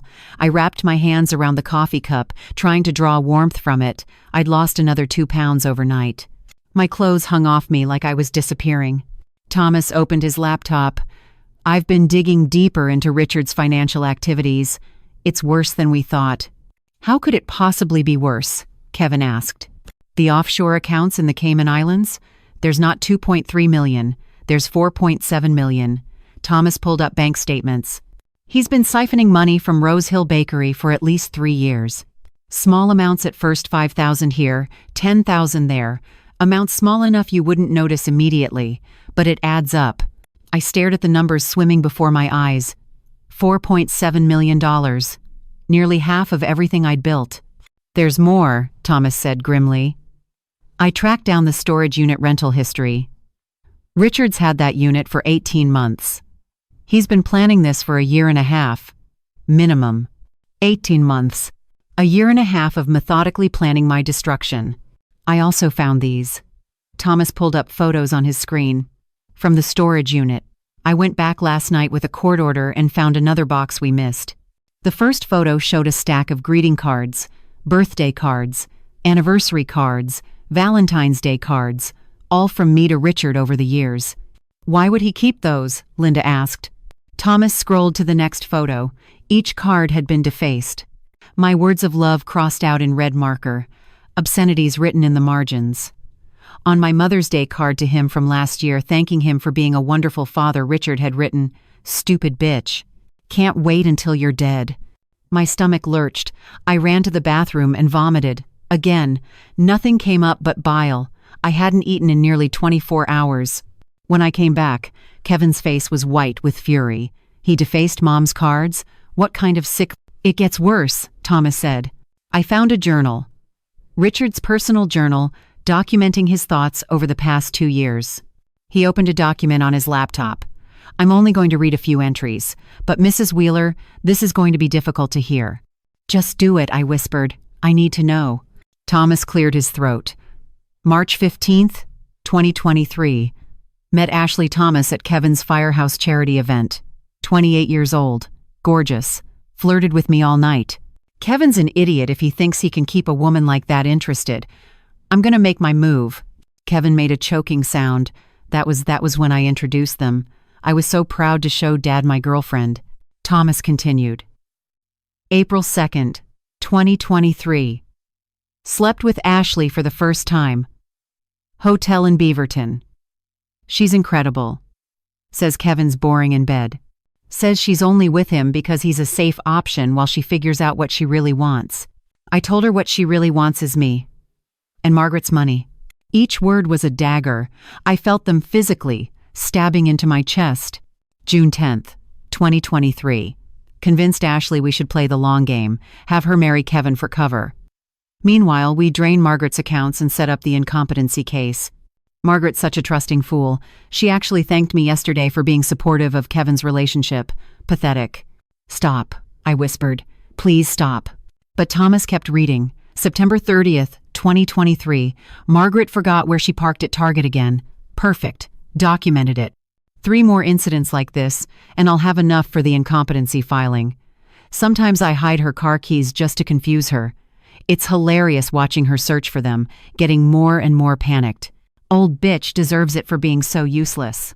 He'd been hiding my keys, manufacturing evidence, making me think I was losing my mind. December 25th, 2023, Christmas dinner. Margaret spent 3 days cooking. Turkey, stuffing, pies, all from scratch. Kevin kept saying how lucky Dad was to have such an amazing wife. Ashley and I kept making eye contact across the table, barely able to keep from laughing. Next Christmas, Margaret will be in Riverside Care Center eating pureed mush, and Ashley and I will be in Malibu drinking champagne. Can't wait. Christmas. I remembered that day so clearly. How happy I'd been, how I'd worked so hard to make everything perfect. The honey-glazed ham I'd brined for 2 days, the marionberry pie made from berries I'd picked myself at Sauvie Island. And they'd been mocking me, laughing at me. March 3rd, 2024, Kevin asked my blessing to propose to Ashley, said he'd never been so happy, asked if I thought she was the one. I told him absolutely. Then I texted Ashley the good news phase 2 begins. She sent back a photo of herself in lingerie. Tonight's going to be fun. Kevin stood up abruptly and walked out of the room. I heard him in the hallway, a sound like an animal in pain. There are 47 more entries, Thomas said quietly. Each one detailing the affair, the financial theft, and Richard's thoughts about you, Mrs. Wheeler. I won't read them all. But there's a common theme throughout. What theme? Linda asked, her voice shaking with rage. Contempt. Pure, absolute contempt. Richard hasn't loved Margaret in decades, maybe ever. Every entry talks about how much he hates her, how boring she is, how he's been waiting for her to die so he could have her money. I felt something break inside me that I didn't know could break. Some final thread of hope that maybe, somehow, Richard had loved me once upon a time.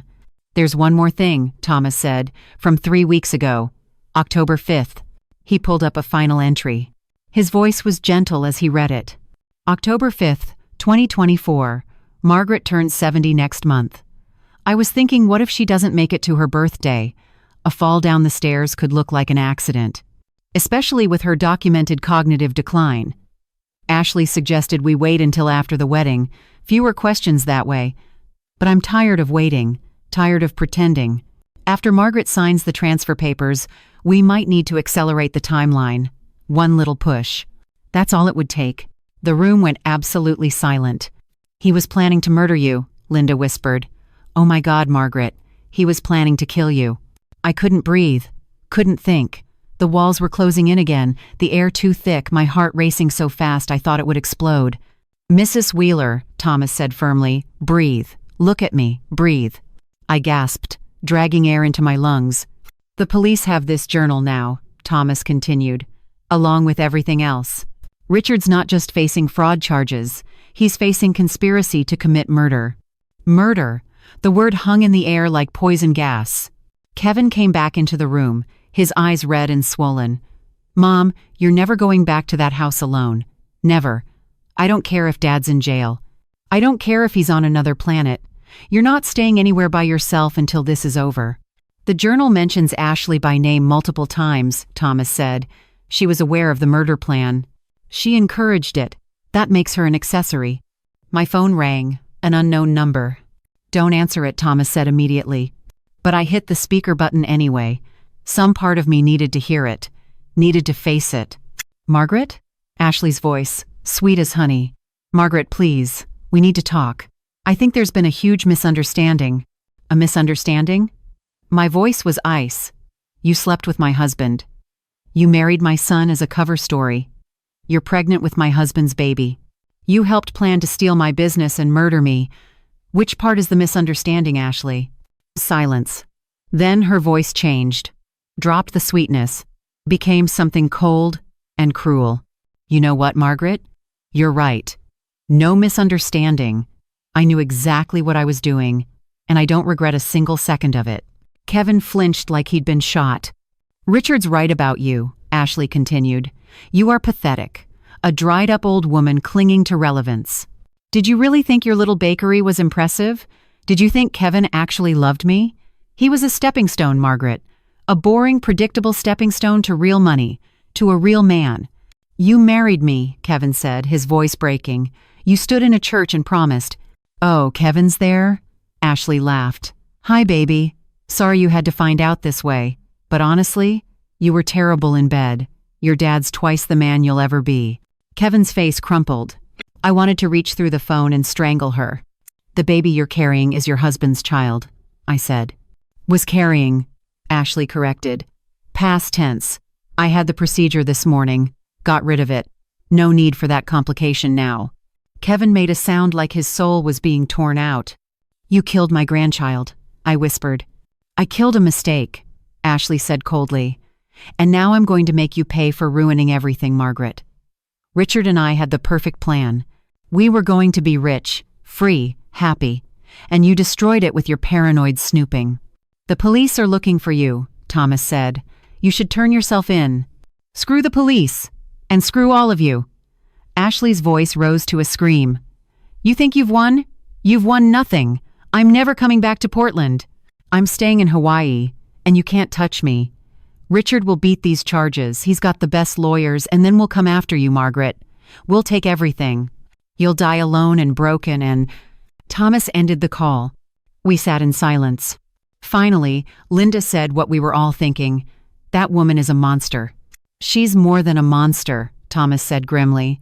She's a co-conspirator in attempted murder. And she just confessed to all of it on a recorded line.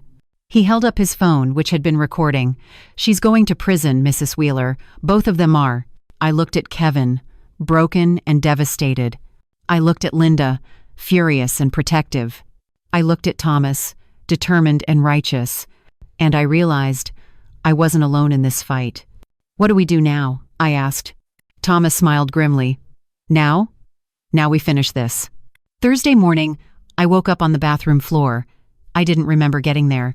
Didn't remember lying down on the cold tile, my cheek pressed against the bath mat Kevin had given me last Mother's Day, the one embroidered with sunflowers.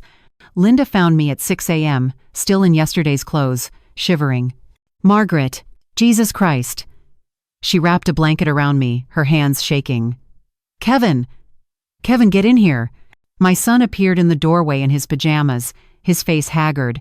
He hadn't slept either.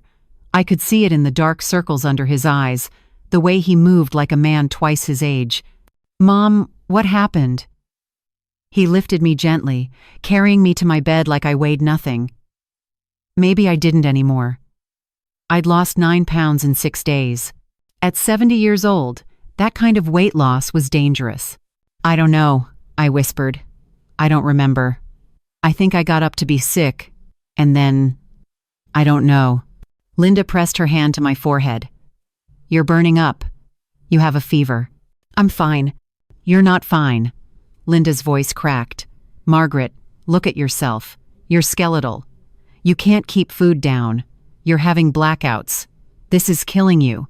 Good, I said softly. Maybe I should just let it. Kevin's face crumpled. Mom, don't say that. Please don't say that. But it was true. Some part of me wanted to stop fighting, wanted to close my eyes and disappear. Because the alternative living in this new reality where 50 years of my life had been a lie, where the man I'd loved had wanted me dead, was unbearable. Linda called my doctor, Dr. Susan Park at OHSU, and somehow got an emergency appointment for 10 a.m. Kevin drove me, his hand never leaving mine. Dr. Park took one look at me, and her professional composure cracked. Margaret, my God. What's happened to you? So I told her. Everything. She listened, her face growing paler, and when I finished, she was quiet for a long moment. Margaret, I'm going to be very direct with you, she said finally. You're in acute stress-induced crisis. Your blood pressure is still dangerously high, 165/100. You've lost nearly 10 pounds in less than a week. You're dehydrated, malnourished, and showing signs of a complete nervous breakdown. Can you fix it? I asked dully. I can treat the symptoms. But Margaret, you need more than medicine. You need trauma therapy. You've experienced profound psychological abuse. She wrote several prescriptions. Anti-anxiety medication, something to help you sleep, something for the nausea. But these are band-aids. The real healing is going to take time. Time. I wasn't sure I had time. Richard and Ashley were still out there, still planning, still dangerous. There's something else, Doctor, Park said gently. Given what you've told me about Richard's plan to have you declared incompetent, I'm going to do a complete cognitive evaluation, right now. So we have current documentation that you're of sound mind. For the next hour, she ran tests. Memory, problem solving, spatial awareness. I answered questions, solved puzzles, recalled lists of words. When she finished, she smiled. "Margaret, your cognitive function is exceptional for any age, but particularly for 70. There is absolutely no evidence of dementia, Alzheimer's, or any cognitive impairment whatsoever. Anyone who claims otherwise is lying." I felt a weight lift slightly. One more weapon Richard had tried to use, neutralized. We met with my lawyer, Patricia Rodriguez, at 1 p.m. Patricia was 55, sharp as a razor, with a reputation for destroying opposing counsel in family court. Linda had recommended her. Patricia's office was in a high-rise downtown, with views of the Willamette River. Normally I'd appreciate the beauty. Today it just felt like I was very high up with nowhere to go but down. Thomas was already there, along with a woman I didn't recognize, late 40s, black, with intelligent eyes and an air of authority. "Mrs. Wheeler, this is Detective Sarah Morrison with Portland Police Financial Crimes Unit," Patricia said. "She's been assigned to your case." Detective Morrison shook my hand gently. "Mrs. Wheeler, I've reviewed all the evidence Mr. Blake collected. I want you to know we're taking this very seriously. This is one of the most calculated elder abuse cases I've seen in 15 years. We sat around Patricia's conference table. Kevin sat beside me. His jaw clenched. Linda was on my other side. I was flanked by my army. "Let's start with the criminal case," Detective Morrison said, opening a thick file. "Richard Wheeler has been charged with assault, elder abuse, financial fraud, and conspiracy to commit murder. He's currently being held on $500,000 bail." "Will he make bail?" Kevin asked. "Possibly. He has assets, or he thinks he does." Detective Morrison looked at me. "Mrs. Wheeler, we've frozen all joint accounts pending investigation. That includes your bakery accounts." My stomach dropped. "What does that mean for my business?" "It means," Patricia said, "that until we sort out which money is legitimately yours versus what Richard stole, nothing moves. Your employees can't be paid, your vendors can't be paid, everything stops." But I have 23 employees. Panic rose in my chest. "They have families, mortgages. I can't just stop paying them." "I know," Patricia said gently. "We're working on an emergency motion to unfreeze the operational accounts, but it's going to take a few days minimum." I thought of Maria, my head baker at the Alberta location, single mother of 3. Of David, my delivery driver. His wife just had twins. Of Samantha, 19 years old, putting herself through Portland State University with her bakery paychecks. "This is destroying everything," I whispered. "Even if I win, I lose. My business, my employees." "We'll fix it," Patricia said firmly. "But right now, we need to document every asset. Thomas has done excellent preliminary work, but we need comprehensive accounting." She pulled out spreadsheets. "Based on what we've found, here's the damage. $4.7 million in offshore accounts stolen from your business over 3 years. Another $800,000 in a Swiss bank account we just discovered. $200,000 worth of jewelry Richard bought Ashley, all charged to your business credit cards." Each number was a punch to the gut. "There's also the house in Lake Oswego," Detective Morrison added. "Did you know Richard purchased a house 5 months ago?" "What?" Kevin and I said simultaneously. "A 4-bedroom, 3-bath home in Lake Oswego. Paid $750,000 cash." Detective Morrison pulled up photos on her tablet. "Beautiful place. Waterfront. Richard and Ashley were planning to move there after they divorced you both." I stared at the photos. A gorgeous craftsman-style home with a private dock, the kind of house I'd always dreamed of. And Richard had bought it with my money for Ashley. "The deed is in Richard's name only," Patricia said. "But we're arguing that since the funds came from marital assets specifically, stolen bakery profits, you're entitled to half, minimum." "I don't want half," I said, my voice hollow. "I want all of it. He stole from me to buy it. It should be mine." "We'll fight for that," Patricia promised. Detective Morrison flipped through more documents. "There's also the storage unit contents. We've cataloged everything. The forged will alone is enough for a felony charge. The prenuptial agreement between Richard and Ashley, dated before her marriage to Kevin, proves premeditation." "What about Ashley?" Kevin asked, his voice raw. "What charges is she facing?"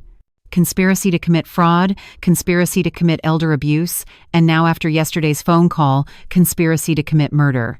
Detective Morrison looked at Kevin with sympathy. I know this is painful, but that phone call was a gift.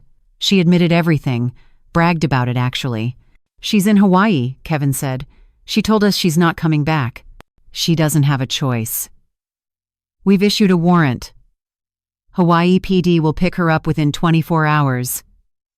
She'll be extradited back to Oregon to face charges. I tried to feel satisfaction at that news, but all I felt was empty. Mrs. Wheeler, Patricia said, we also need to discuss the civil case. You're filing for divorce, obviously. And we'll be pursuing a lawsuit against both Richard and Ashley for damages financial and emotional. How much? Linda asked. We're asking for $8 million in compensatory damages, essentially, every penny Richard stole or spent on Ashley, plus the value of what he planned to steal. And we're asking for $10 million in punitive damages. This was intentional, malicious, and calculated. We want them both bankrupted. $18 million. The number was so large it didn't feel real.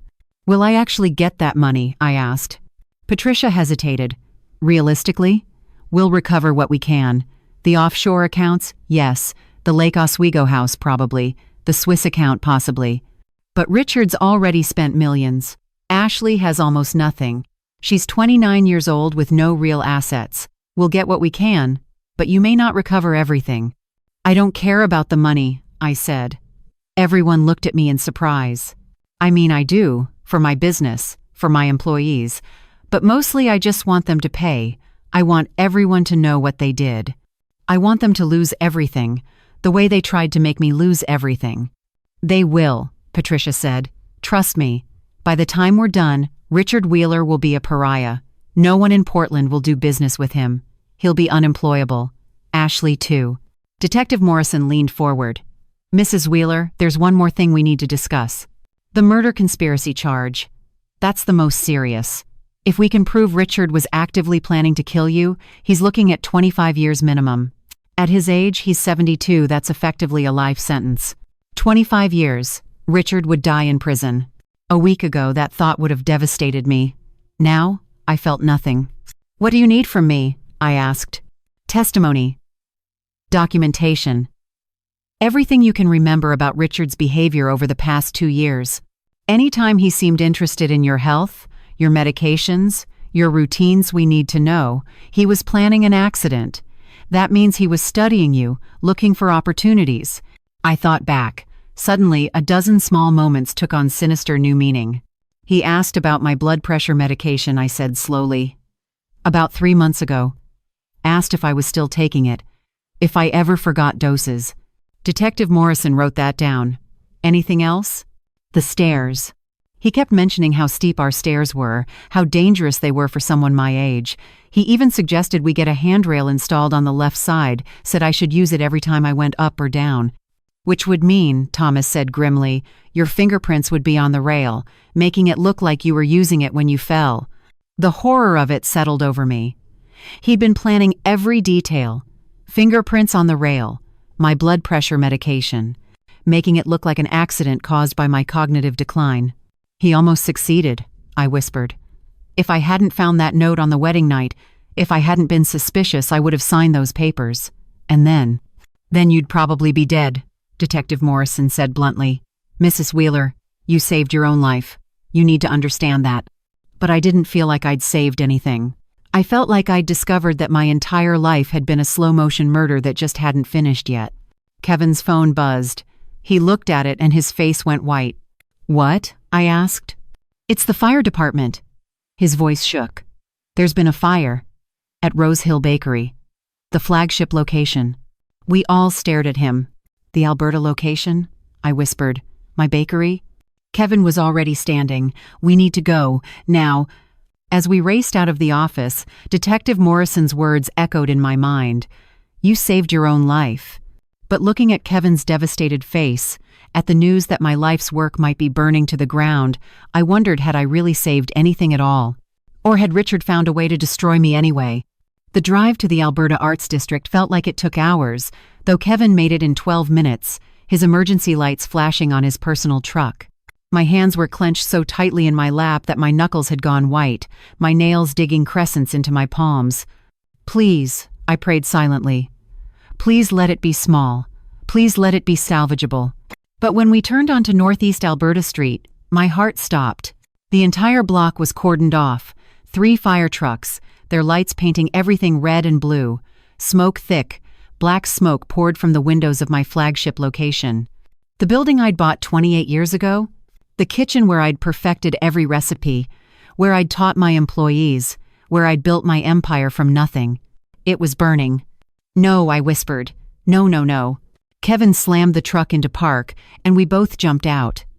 I ran toward the building, but a firefighter caught me, his arms like steel bands around my waist. "Ma'am, you can't go in there. That's my bakery. That's my life." I struggled against him, screaming. "Everything I have is in there." "Margaret," Linda's voice. She and Thomas had followed in her car.